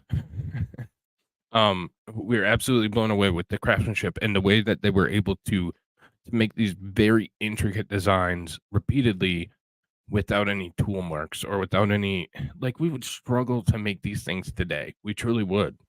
And just Yeah. to see how incredible just the craftsmanship was on stuff. And they say, oh, well, they had more time. Well, that's fine. I could work on something for the rest of my life and it wouldn't look damn near as good as some of that stuff. And the smaller and the intricate designs and everything surrounding it was impressive. And we both left with the same opinion that there's no way in hell that they possess the technology with our current story or our current timeline, possess the technology to be able to do that. So, it it was unbelievable. It was incredible. So, Yeah, and that's where my sort of theory is that it was all the pre-flood sort of stuff going on that's depicted in Genesis 6. I kind of wish that Genesis 6 elaborated a bit more, because it's a few short verses. I remember when I first saw it, I was like, hang on a minute, what's going on there? Sorry, what fallen angels are having sex with human women and creating right. a hybrid race? And it's just like 2 or 3 verses, and that's all you're going to tell me about that. I want to know Take more, your rabbit.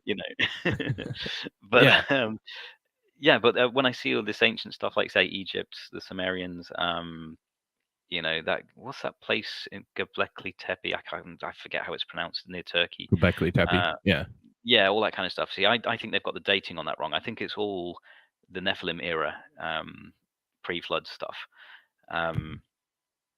And so, yeah, it's an interesting subject for sure. But I think a lot of people are starting to come around to the idea now that the technology may have been a lot more advanced than we originally thought back in that time. Yeah. Something And happened where it was lost. right. And from what I've seen and what it's curious that we didn't possess any of it, or none of it has really been discovered. So that's interesting too. That's an interesting perspective on it. Almost But like it was buried in a quick flood. But yeah, no, sorry. I guess some of this is more for our big stream, because some people have objections to the flood in terms of like the amount of water on the earth and things like that, but I've got answers to all of that.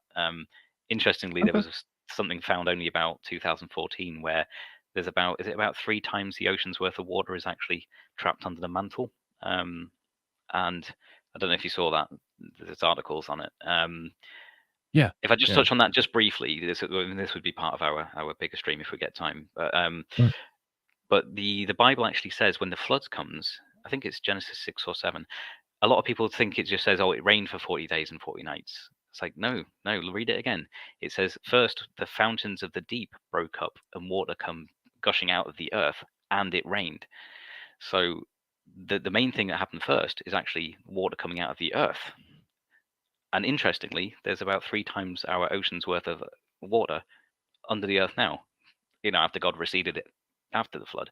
And I Right. personally think that the whole Pangea to where the continents are now, I actually think that happened rapidly during those 100 and however many days it was of the flood. I actually think that it happened very quickly, and now it's settled down to a slow pace. Um, I know this might sound like complete nonsense to some people. That's fine. You know, that's just my No. opinion. But and I think it explains quite a lot of things to do with like what do you call it? Those vertical fossil trees, polystrate. Yeah, there's all. I sent you the email, that list of all the different Mhm. subjects I want to talk to you about. Right. But that I think that would also explain why a lot of these civilizations just kind of got buried. Um, Right. if you've Okay. got Yeah, again, I'll rein it in because I'm going way off the topic of the embryos, which is what we're supposed to be talking about tonight. We're supposed to be talking about these synthetic embryos. But the only reason I wanted to link that in is it's to do with my belief as to why we shouldn't be messing with this stuff. Um, Right. so some people are going to disagree and think we should be able to do whatever we want experiment-wise with this if it helps humanity. Um, yes, Ginny, I agree. I've just seen in the comment on the screen there. And others where they're sort of somewhere in between, like yourself, where some stuff you're okay with, other stuff maybe a bit of a red line, not to cross. Yeah. And it's going to be different for every person depending on their own beliefs or just gut feeling on this subject. So it's definitely an interesting one. Yeah, for sure. I find seashells in the desert. I totally buy into the flood. The best place to find Mosasaurus, not Mosasaurus, the giant shark thing. You know what I'm talking about? Megalodon or something Megalodon. else? Megalodon teeth are in the desert. So No, the best place to find those are in Jason Statham's back pocket. I know that's a terrible joke. Sorry. Thanks for stopping by, Sean. Have a good night, buddy. It's good to see you.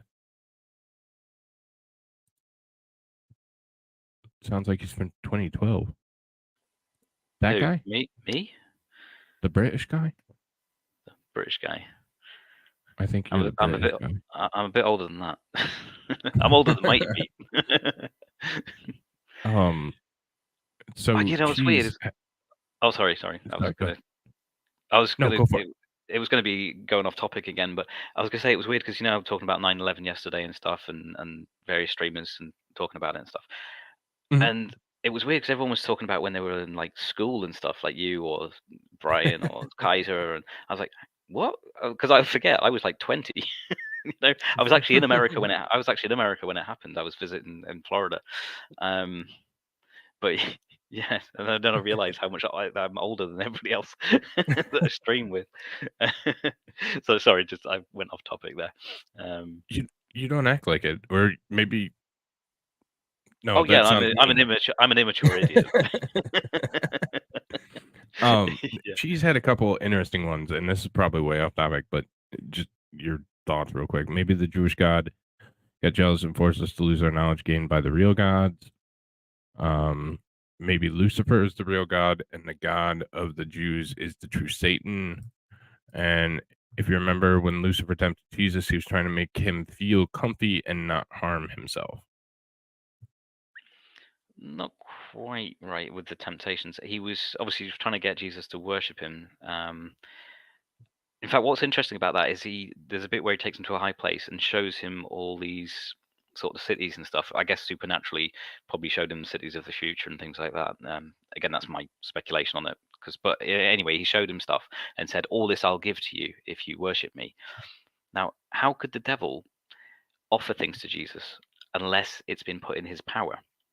And actually, in Genesis, when there's the fall of man, Satan kind of tricks.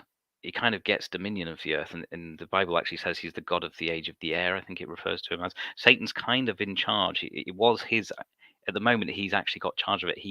It was his right to offer it to Jesus until Okay. Jesus comes back and reclaims the earth. So it explains the state of the world and the fact that we're in a fallen state and things seem to be getting worse. Is that Satan kind of is in control pretty much at this point, but he won't be forever. And then, that's the Christian hope, is obviously believing that Christ is going to return, and when he does, he's going to come in power and sort stuff out, and there's going to be at least a 1,000-year reign of Christ before the final rebellion and all that kind of stuff. But again, I'm getting off into the realms of eschatology. But yeah, this time it wasn't my fault. Who was it? Was it Cheese? Well, somebody Cheese, brought up. Yeah, it was your fault. But yeah, what were the temptations? One of was appealing to his human hunger, because he hadn't eaten. He said, you can just make this stone turn into bread, and Jesus countered with scripture. It is written, blah blah blah. And then the other one was saying you can throw yourself off this cliff, and the angels will hold you up, you won't harm yourself. So actually, he was trying to get Jesus to do something very dangerous and throw himself off a cliff. So I wouldn't say he was trying to keep him in comfort.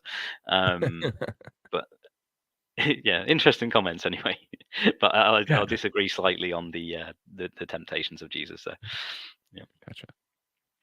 No, and it's all really interesting. And like I said, even probably a year ago, I would have just rejected it and called you a crackpot. But now I'm starting to come along to, I think my turning point was I consider myself incredibly degenerate, and not much really bothers me, because of same. what I've been in my life. And sorry, go ahead. What? No, I just said same. I'm not innocent by any means. In fact, the reason I'm a Christian is because I know that I'm bad. Yeah. There's this. Some people have this kind of strange conception that you have to clean up your life in some way, and to be a Christian. Some people say, "Oh no, I could never go into church. I'd burst into flames and all this kind of thing." But I was thinking, like, if you want to, you don't get yourself clean and then go into a shower. Yeah. And in the same way, if you want to come to God, if you want to come to Jesus, you do it just as you are. You don't have to clean up your life and sort yourself out first. He Gotcha. accepts you as you are, and then when you're in a relationship with Jesus, in time he helps guide you and show you things that you could do better or try and become more like him. It's that way around. You don't clean your life up and then become righteous. It's the other way around. Gotcha. You just go to God as you are. So sorry, I've gone such a tangent. I don't know why I jumped in with that. I'm kind of trying to preach the gospel, which isn't what the stream should be.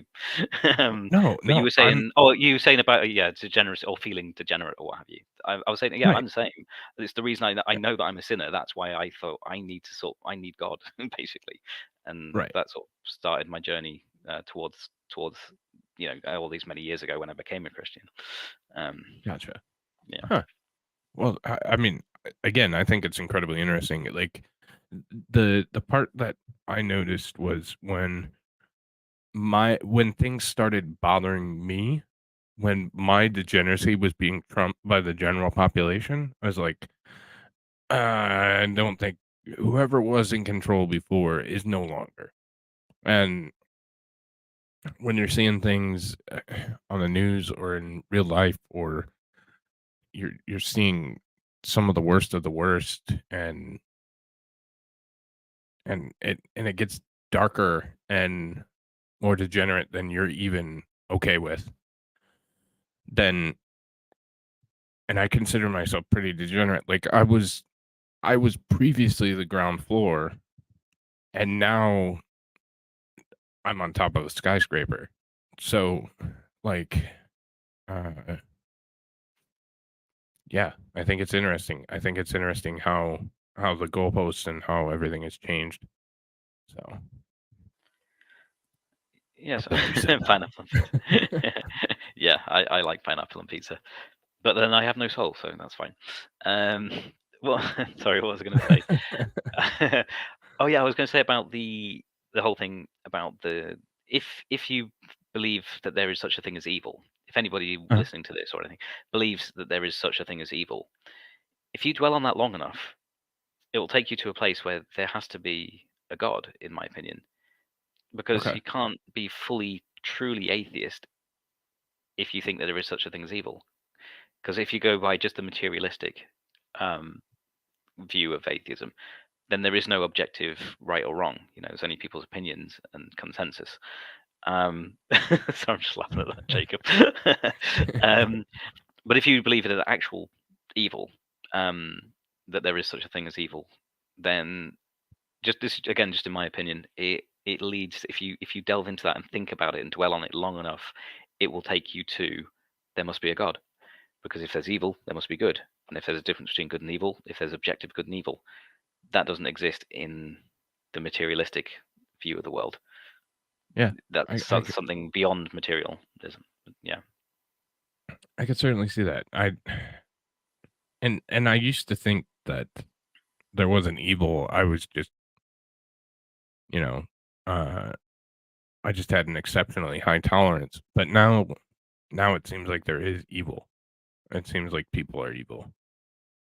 Certain people. So I don't know. Sorry, I'm interested in K.L. Burke's comment there saying that's not true regarding atheism. Which bit wasn't true? Do you mean where I said that objectively there wouldn't be a good or evil in an atheistic perspective? If you disagree with me, that's fine, but could you elaborate? Let me see. All atheism means is without theism, without God. Yeah, without God. Yeah, like atheism is not believing there's no God. It's just that they don't have a necessarily. It's just that they don't believe in God, or a lack of belief in God. Sorry, is the way they term it, isn't it? More like a lack of belief in God. But that still doesn't really answer the thing of like, if there, if there is no God, then why is anything objectively good or bad, good or evil? Damn it! This is not the conversation for tonight, Dance. Sorry, derailed. No, he said to me before we started the show, he's like, I'm really nervous. I haven't streamed in a long time. Well, that's out the window. So yeah, I've turned out to be fine on that. But yeah, the only reason I bring those things up is because the subject at hand is, if we're going to talk about is something ethical in terms of using embryos and what have you, I guess it naturally goes towards the religious aspect, because if it's just a purely scientific or atheistic approach, then why would any of it be bad? Right. It's just somebody's opinion. Yeah, because from the atheistic point of view, if we go from just like sort of the Darwinian sort of survival of the fittest thing, somebody could even potentially argue that what was wrong with Hitler's opinion, if he was just trying to, refine the, you know what I mean? It gets into very dodgy territory there, Right. But most people would agree that he was doing bad stuff, But it's like, well, what do you base that on? If there's no objective truth in terms of good or evil, then that's just your opinion versus his opinion. Who's to say which one was the correct one, other than just consensus of majority, Right. And yeah, I know I'm going into the realms of philosophy here, but I guess the same question could be asked of the embryo thing. Do we just do it on the consensus of what the majority of people think is okay or not? I mean, that's how the world tends to be run, I guess.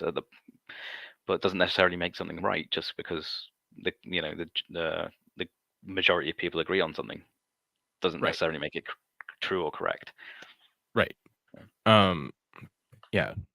Never mind. I won't make that joke. Hey, finally here. Glad to catch you live. Good to see you, Roseman. It's been a while. Hope you're doing well. I think that it all comes down to, again, a skill that we lost, and maybe tangentially and later in our bigger discussion we can get into this one a little bit more, but maybe essentially part of the, well, I'll just call him the devil objectively. Part of the devil's plan is to not make us communicate. I think you learn a hell of a lot more about somebody if you listen to their story and listen to them and just hear them, not be in it for any benefit, not be in it for anything.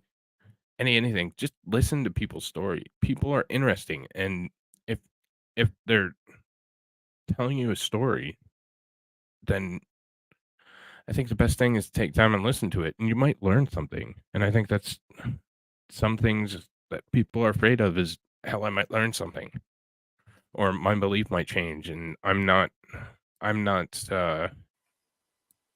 strongly held enough to be here when it's challenged.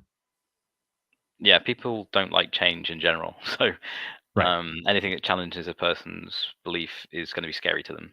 Mhm. myself included. Yeah. But yeah, I think you're right. It's a shame when people can't just listen to somebody else, and it becomes almost. I don't know. The last few years, things seem to have gone very tribalistic. Just like you have to agree with me, or that's it. It's like you can be friends with people without having to agree with everything that they they agree on. It's Yeah. and it seems the world's getting more and more polarized in that way. It's weird. Absolutely. Yeah. Yeah. Like we can't even talk to each other anymore. Like because I might wear a red hat. Oh well. Like Yeah, exactly that. Yeah, I mean, it's a friend of mine I was at university with. Known the guy for over 20 years. We were, I think it was a few years back on Facebook, and I was just saying something about a political thing, say to do with Trump, something good that he'd done or something.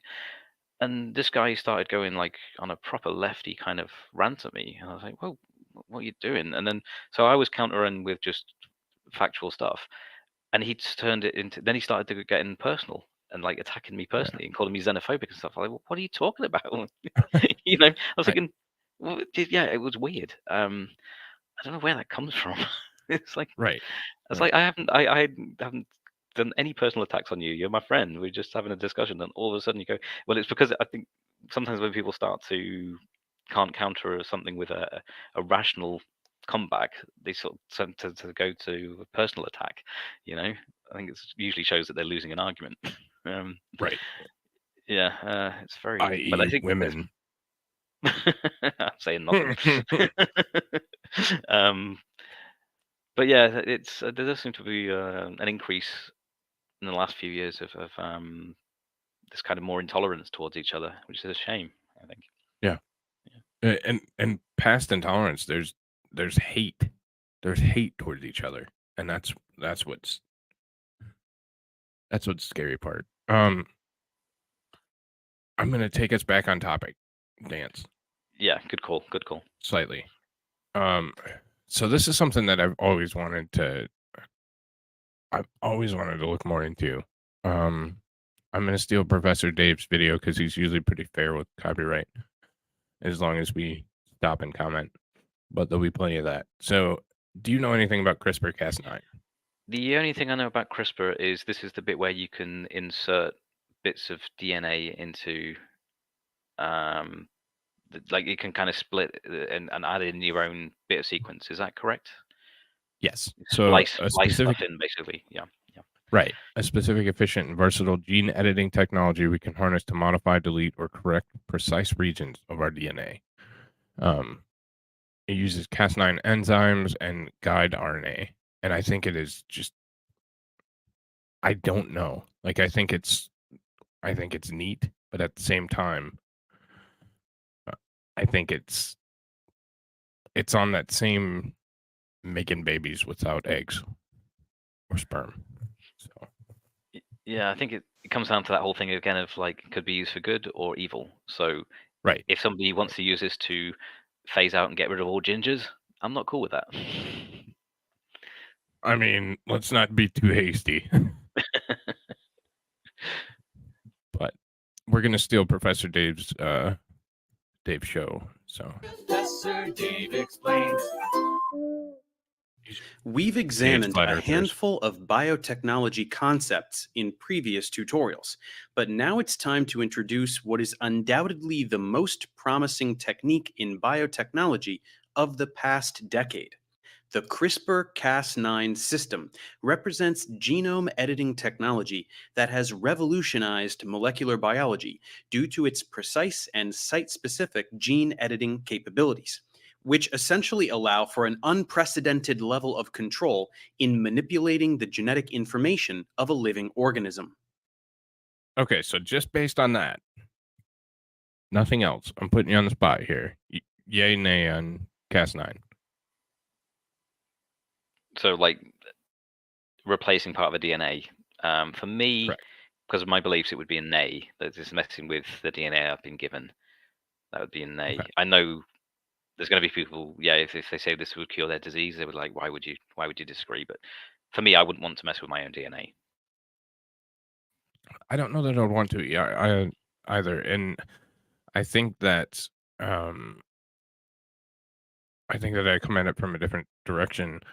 I don't want to do it because I don't know what that genetic change does long term. And we can get into a certain jab, which we're not going to talk about because I don't want to strike. But you're talking about the same kind of technology where messenger RNA is replacing a bit to make immunity. I fully agree with what you're saying without saying too much on this platform. But yeah, we don't know Appreciate the it there. implications. We don't know the implications 5 years, 10 years, 20 years Right. down the line.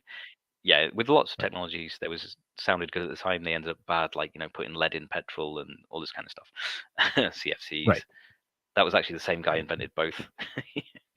Oh, was it? Huh. Yeah, it's hilarious. He was trying to help humanity and ended up making two of the most horrendous things that we had to fix. Oh, wow. They should ban that guy from inventing things. But yeah, Yeah. I agree with you on this. We don't know the long-term ramifications, or even generationally, a generation or two down the line, what this could do. Yeah. Generals, as a parent of a child with a rare genetic mutation, it's both fascinating and morally questionable. And I think that's, if it's done correctly and monitored correctly and trustworthy, then I would have far less of a problem with it if it was studied, if we knew the long-term impacts, the risk or benefit of future generations, that kind of stuff. I think that's fine. If we had those studies, we don't. So for example, okay, I want blue eyes. So can I replace my DNA to have blue eyes? And when do they change? Like, there's so many questions like that. Do I want to? God, no matter how I say this, it's gonna get clipped. If I wanted to change my gender, would it change if I change the DNA? So then you just have to code it so that it can change the DNA in the next cell to it and the next cell to it until it's done every one in your body, though. Yeah, is that? I Correct. don't think we're Yeah. there yet. Yeah. So this is the thing. It's No, like I don't think so either. Yeah. But But does your outie hypothetically, become an innie? And like, I know it's a very shitty way of putting it, but does your physiology, does your physical external self change because you're changing your base DNA? and would it take 7 years? Is it that pretty much every cell in your body replaces itself? Is it every 7 years, or am I getting that wrong? I think I remember I hearing believe that. it's 7 years. Yeah. Yeah. I don't. Yeah. Be like the movie The Fly.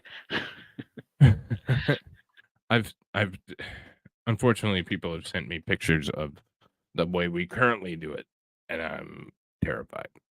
So, but How does this work mechanistically, and what are its applications? Let's get a closer look now, starting with some historical context. In 1987, Atsuo Nakata and his team of researchers from the Osaka University in Japan first reported the presence of clustered, regularly interspaced, short palindromic repeats, abbreviated as CRISPR, in the Escherichia coli genome. These refer to short, repeated sequences of DNA nucleotides found within the genome of prokaryotes. These sequences are the same when read from 5' to 3' on one strand of DNA and from 5' to 3' on the complementary strand, and are therefore described as palindromic repeats, just the way that we refer to words like race car or kayak as being palindromes, because they are the same whether read forwards or backwards. I do not agree with creating boutique babies. I'm just stopping it for the sake of stopping it. And humans on a superficial whim, but would let it happen to cure my MS. I'm selfish that way. And there's nothing wrong with that. And again, I think it's Yeah, that's not selfish. That's right. just, yeah, reasonable. Right. I think it's a human thing to want to get better, and it's a specific thing that you have to ask yourself and be okay with yourself. And I think that's as far as it should go. If we have the technology, I don't mind people using it. Yes. This was further reported in both gram-positive and gram-negative bacteria, along with archaea, leading to the obvious question regarding the relevance of CRISPR to these organisms, which drove research for some time. Later on, in the mid-2000s, the functionality and importance of CRISPR was first realized in prokaryotes. As it turns out, the CRISPR system is a key component of their adaptive immunity, which protects these prokaryotes from attack by viral DNA, bacteriophages, and plasmids. That's right, it may seem incredible, but even unicellular bacteria have a very basic immune system. Recall from our studies in the immunology series that adaptive immunity refers to the immunity that an organism acquires after exposure to an antigen, either from a pathogen or vaccination. Vaccination, for example, results in a form of adaptive immunity in humans, since the body is exposed to antigens and forms antibodies in response, which contribute to the development of the immunity. The way this works for bacteria is as follows. The unique sequences that are nestled. Okay. My God. Colloquially, sorry. My God Oxygen's is, back in. yeah, I know. Stop, you know. Anyways, funny how CRISPR is eerily similar to how mRNA vax are used. That's why I referenced it, buddy. Do you think there's any possibility God gave us the actual ability to figure this out and use it? No, I don't. And I believe in simulation theory very heavily. I did a video on it a long time ago. I should probably update it at some point. Which is where Dance and I have some similarities. Because I think that there's a creator. He's just a guy that wrote a computer program. And I don't think we were given all the information to figure out certain technological advancements, which keeps us in this prison that is our reality.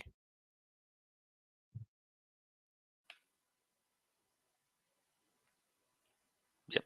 Sorry, I didn't know if you're going to play the video there or wanted me to comment, but yeah, we have quite a lot of crossover there where simulation theory isn't that far removed from just believing in God being the creator.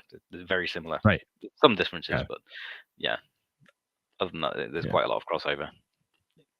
Yeah, for sure. But that will be the bigger show. See, we're just going to keep teasing it so you guys come back for that one. Yeah. In between the palindromic repeats, which are called spacers, are bits of DNA that are foreign and do not belong to the bacterium, but instead originate from mobile genetic elements, or MGEs, such as bacteriophages, transposons, or plasmids that have previously infected the prokaryote.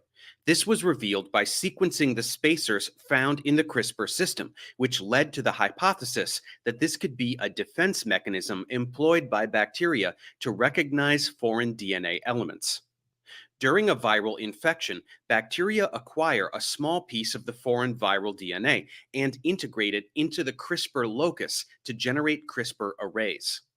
These consist of duplicate sequences, which are the palindromic repeats belonging to the bacterial genome, flanked by variable sequences, or spacers, which again are from the foreign genetic elements. In this way, bacteria retain a memory, so to speak, of a past infection. So, although it was initially revealed as a that might be worth it if you know the cheat codes, because then they could be exploited. In my Isn't world, it just like left, right, up, down, whatever it is? yeah, but then there's like an X Y A B X Y, and I always get that one wrong. So I gotta, you know, when was this video made? I don't know. Just to see 1 if year I'm ago. following it correctly, because it's losing me a little bit. I'm not that clever. Is it saying that when this bacteria gets infected and it has its own immune system, the way it remembers what the infection is like is it takes a little bit of its DNA and kind of implants it, like via like the CRISPR process, so that it can remember it?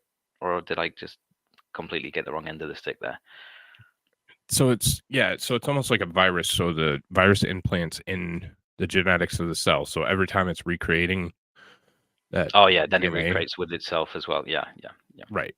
So it's like an override code to that specific section of DNA. So left, right, up, down, A, B, start. No, that's me getting kicked in the balls. I've tried that one before. Oh, maybe I missed select. We're finding it. The genomic component of bacteria and archaea, CRISPR has inspired a method of genome editing that can be applied to various eukaryotic species. But before we get there, we first have to understand the function of CRISPR in prokaryotes, because understanding the mechanism of its natural function will be necessary in order to understand the way it is exploited to achieve genome editing capabilities in humans and other organisms. Let's take a look at a particular Streptococcus bacterium, which is being attacked by a bacteriophage. Once the viral DNA is injected into the cell, a section of it can be incorporated into the bacterial genome, and as we mentioned, it will be inserted between the repeated palindromic sequences. This will now be called a spacer. So here we can see 3 different spacers, potentially from 3 different viruses, sandwiched in between the repeated palindromic sequences. Now we have what is called a CRISPR array. This CRISPR array can undergo transcription to form CRISPR RNA, abbreviated as cRNA, although this longer strand is called pre-cRNA. Then the protein Cas9 gets involved. Cas refers to CRISPR-associated nuclease protein. And as we know, nucleases are enzymes that are capable of cleaving DNA at specific nucleotide linkages, kind of like a pair of scissors. In particular, Cas9 is one of the nucleases found in Streptococcus pyogenes, which is one of the most extensively researched and characterized CRISPR-associated nuclease proteins. So this is the one we will be looking at here inside this bacterium. Now, along it certainly could. We could resist this at some point, and of course we wouldn't know. Or you could get reversion. It could revert back once it threw it off. But our cell structure is pretty dumb. Like it just takes what's there and splits it and copies it. It's dumb and spectacular all in the same breath. Because it just splits it apart and makes a copy, a direct copy. It doesn't mutate anything unless there's something introduced. What's up, Matt Self? Along with Cas9, there are also molecules of tracer RNA. These have sections that are complementary to and therefore can anneal to the palindromic repeats. So for each spacer and palindromic repeat, we end up with a complex consisting of that segment of pre-cRNA, a tracer RNA, and a Cas9 protein. Then another enzyme called ribonuclease 3, or RNase 3, will cleave the strand in between these complexes, leaving us with individual cRNA complexes, which we can call effector complexes. With these effector complexes formed, the cell is now ready to defend against the invader whose genome produced that cRNA. If this complex encounters a section of viral DNA that has a sequence which is complementary to this cRNA, the nuclease enzyme will coordinate, and if it recognizes a short sequence unique to the viral genome called a protospacer adjacent motif, or PAM, then it will snip both strands of the DNA, just a few base pairs upstream from the PAM. In doing so, it will neutralize the virus because its genome can no longer be transcribed properly to create more viral particles. So infection is impossible. So see, that's what drives me nuts about this. And we shouldn't know how to do this. You shouldn't know how to change your own, like, we're essentially changing, to touch on the AI portion. It's a sentient AI trying to change its own computer code to make itself more effective.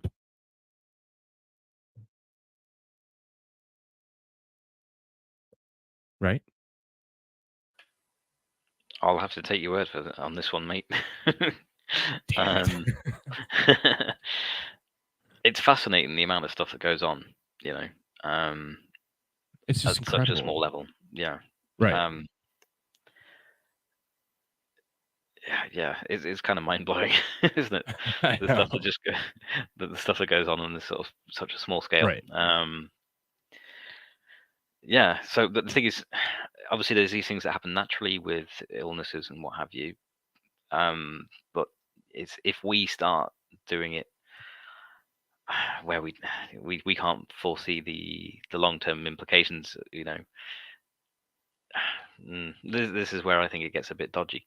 You know, like, are we wrecking our own immune systems if we do something we think might be helping, might help against one illness, for example, but if it accidentally teaches our body to only go after that one illness and it not really go after others, we could be compromising our immune system in the future. Right. In, And we don't know how these pairs operate together. So there are so many different sections. I'm just going to call it code, genetic code, I guess it is. There's so many different sections of code, and we don't know how they interact together. So yes, we may be able to change this one very minute base pair to change one very small piece of code, but how does that interact in the bigger picture? Because it's not like this is just connected to this. It's the entire genetic makeup is so unique and so individual that how do they interact together? I see Cheese in the chat said, but our DNA is spliced and changed all the time. When you say spliced, do you mean it's damaged by? Is it called? Are they called free radicals? That like your DNA gets damaged, is it every 7 seconds or something? Or, but then it refixes itself back in the same sequence. But I don't know if that's what he's referring to, or if he's referring to something else. Yeah, I forget what it is that damages it, but I think I'd read or heard that in some science thing somewhere that our DNA in a cell does get damaged quite regularly, but it obviously, because of the way, you know, the bits of double helix can only link up with the same. They can't mix match, if you know what I mean. Is it the G always right, goes with the A or whatever it is? It yeah, refixes itself. right.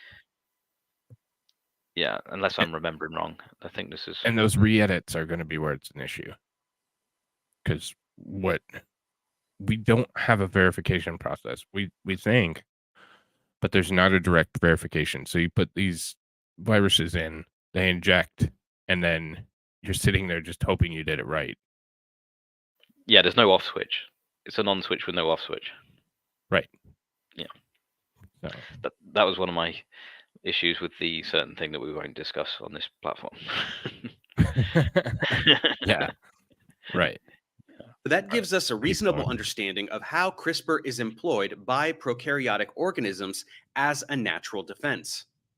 Now it's time to understand how this phenomenon came to serve as the basis for biotechnological application.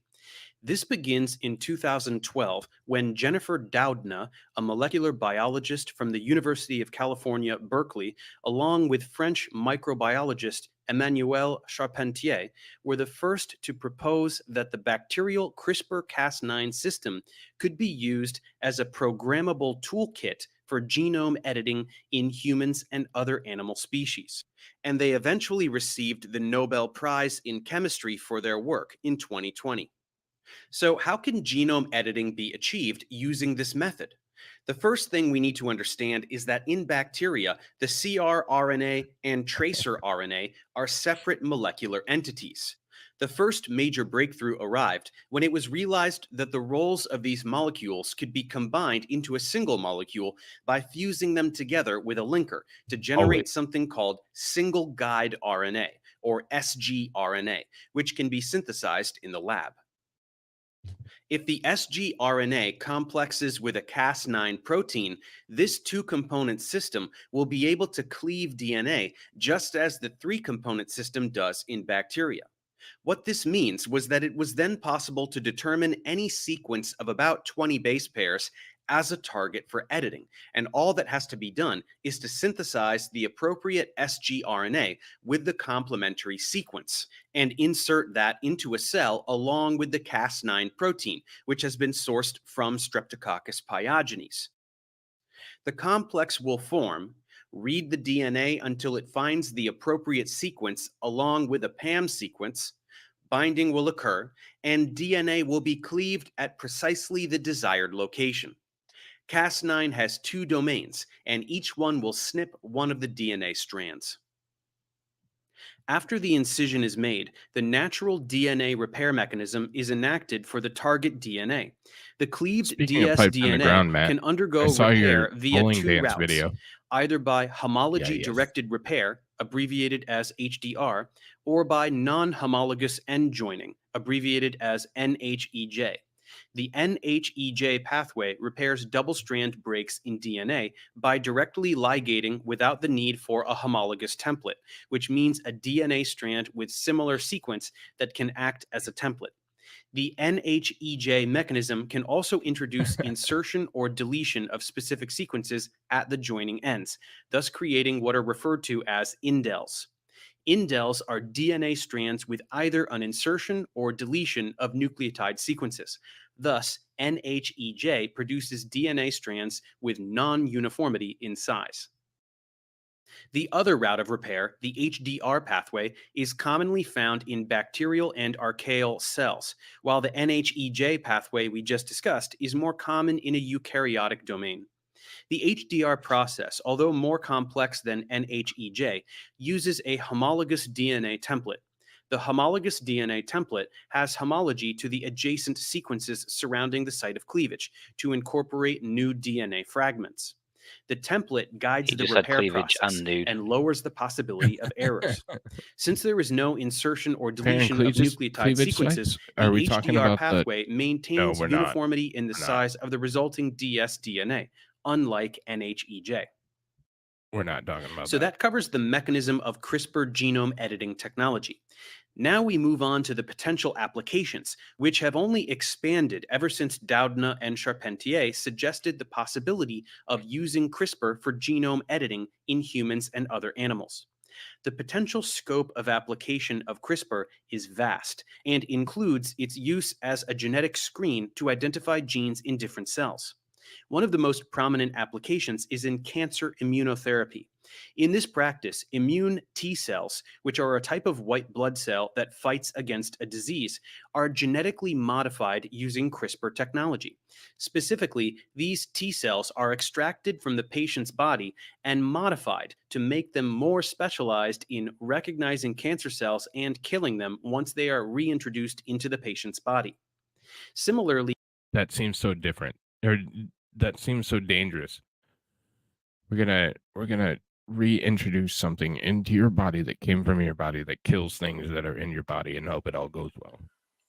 Yeah. If that goes rogue, that's just going to keep on killing and killing and killing bits of your body. That's Nothing we can do about it. You can't stop it. You can't re-engineer the.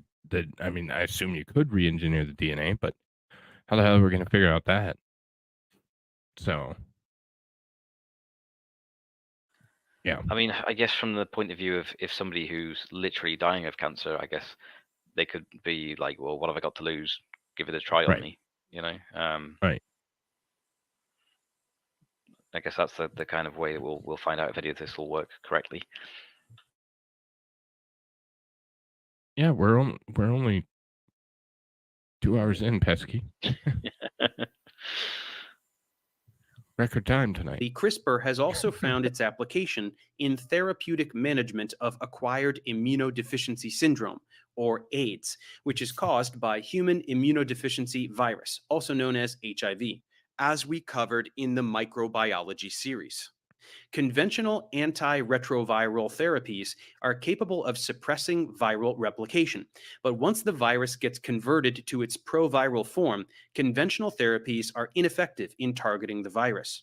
The provirus resides within the immune cells and continues to make copies of itself using the immune cell machinery, and the immune cells fail to target the proviral latent reservoir, which presents the risk of viral rebound or relapse of the disease. She didn't have a reaction. Other than but sucks that cancer it and didn't work. AIDS, CRISPR has also found immense application in developing assays to detect SARS-CoV-2 Yeah, I guess it's fine. coronavirus 2 infection, the cause of the current global pandemic. Although genome editing of human embryos and their implantation into a human womb, as well as genetic editing of somatic cells, have wide ethical concerns and potential risks, CRISPR has the promise to cure various diseases and prevent the inheritance of gene-linked diseases.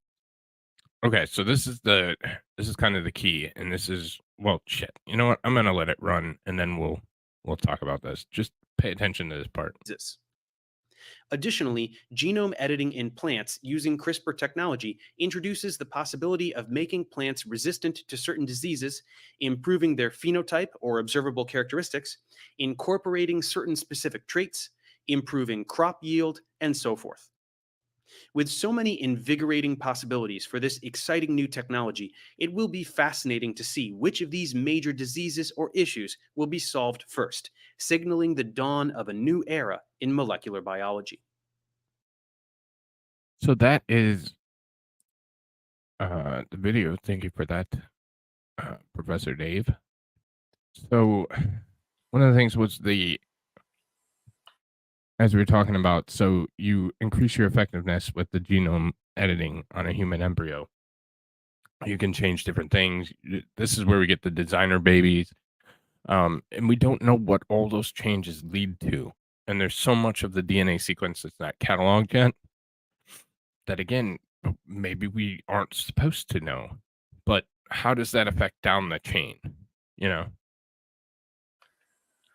Yeah. My mind's turned to mush at this time in the morning because all I could think of, as soon as he mentioned the AIDS, all I could think of was the Team America World Police song about AIDS. Everyone has AIDS. AIDS. And then, yeah, I kind of lost it because I'm an idiot. But yeah, I see what you're saying. It's the not knowing how this can affect things later on down the line. You know, short-term gain, but is there a long-term negative effect? Yeah, and I contend there probably is. So more than likely there probably is, just because you're messing with things that you don't have the entire picture. So yeah, it's like, I mean, let's say in simple terms, you do something that you think, yeah, okay, this is good. This helps cure a particular disease. Great.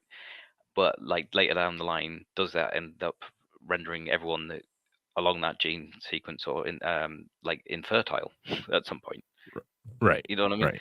I know it's a bit of a weird thing, but just as an example, you know, you couldn't have foreseen that particular bit of genetics, although yes, it helped cure a certain disease, but then it interacted with something else, and then later down the line, that person's family just stops because then now they're all infertile. Do you know what I mean? Right. Right. Yeah, just as an example, and that might be a stretch, that might be unrealistic, maybe there'll be no such issue, but we just don't know. That's the thing about it. Or maybe there's enough buildup to cause the next great flood. To cause a what? Sorry, I missed that. The next great flood to wipe out humanity again. Yeah. You know. Well, not by water next time. Fire, right? Well, this is at the end of Jesus' return, then 1,000 years reign on earth, and then there's something called the Great White Throne Judgment at the end, where it says basically the heaven and earth, the current heaven and earth are destroyed. So heavens meaning everything in space, all matter, all matter in the universe. And I personally think, because it says it's going to be destroyed by fervent heat, I think it would be as simple for God as to just basically pull the pin on what holds everything together on the molecular level. When we were talking about quantum mechanics and all that kind of stuff, and like the protons and neutrons and all being held together, and we don't fully understand the forces of why they hold together and how they do. Right. If God were to just like sort of, I don't know, change that bit of physics that keeps everything together, at the same time, every single atom in the universe would just, split apart, and it would be, well, like nuclear explosions everywhere. Yeah. Everything would be destroyed by fervent heat, and then he's going to recreate a new heavens and a new earth. This is just according to the biblical revelation side of it. And again, I don't speak for all Christianity. There's different interpretations of Revelation. Just my own personal one. This is how I see the biblical prophecies coinciding with scientific, like how it could work scientifically. Right. But yeah, it depends on how close we are to the actual end times. But it's just the fact that we're messing with this stuff now.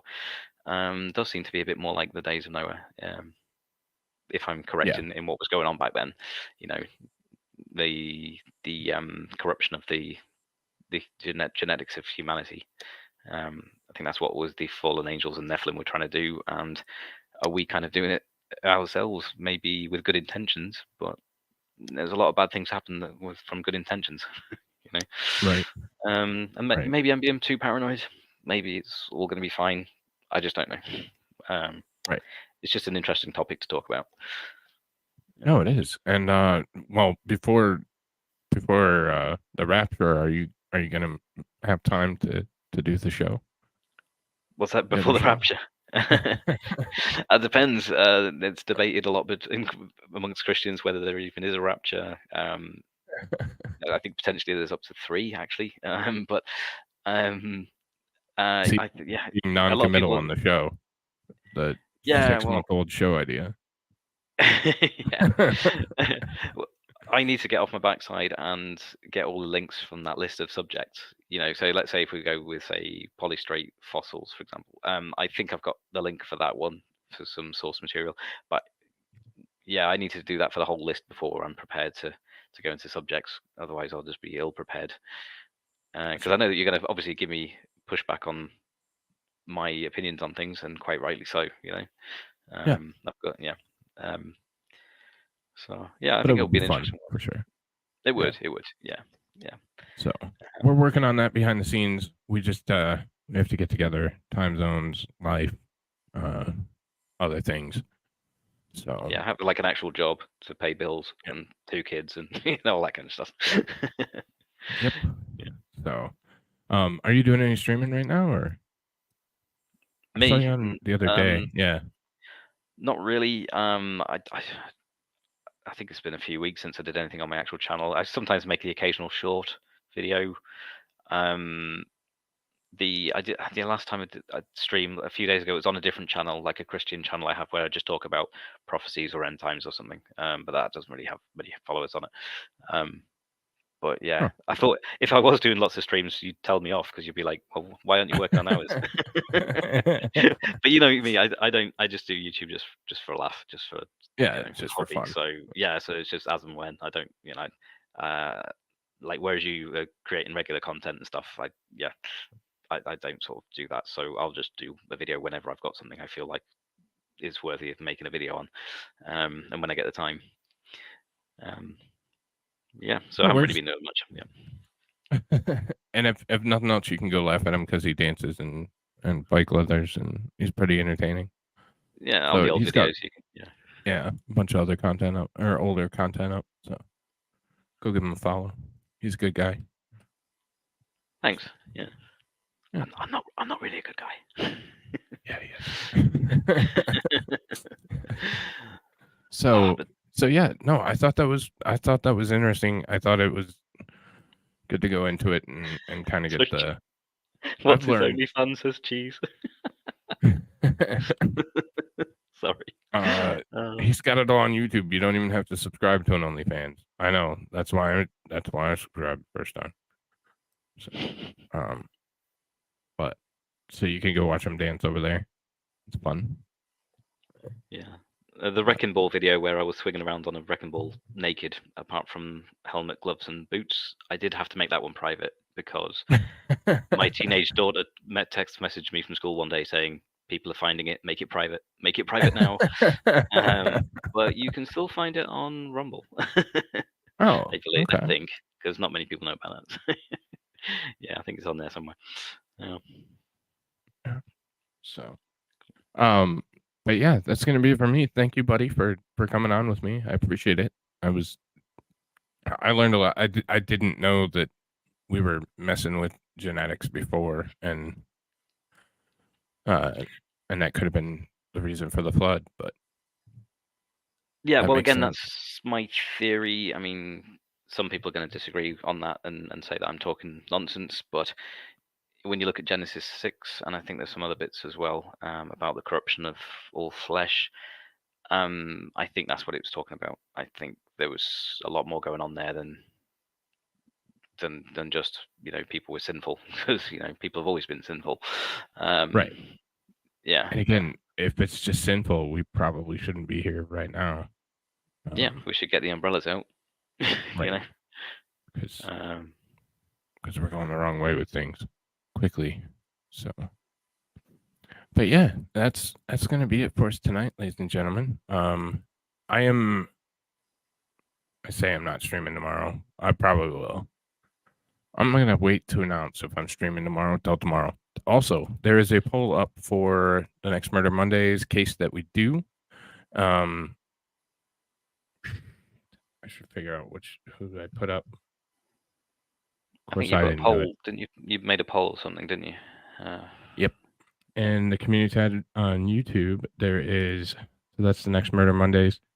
There's the North Dakota love triangle murder, Nikki Sue Ensel. There's attempted murder by Mr. Trevor Summers. There's Florida versus Scott Peterson. That was the Parkland shooting, and he was the officer that gave the stand down and was charged for endangerment because he wasn't doing his job. And then we have the Matthew Moore staged suicide trial as well up there. So pick which one you think would be best, and that's the one that Dog Mom and I will start next Monday. Start covering because we just finished with the Joel Guy Jr. trial. So cast your votes. Probably close the poll on Friday just so we can prep and be ready. So get him in. But all right, if you don't have anything else to add, sir, we will wrap it up. No, just thanks for everyone for listening to us, and as always, Mighty, thanks very much for having me on. It's always a pleasure. Yeah, anytime, buddy. So, all right, y'all. Have a good night, and we will catch you soon. Take care.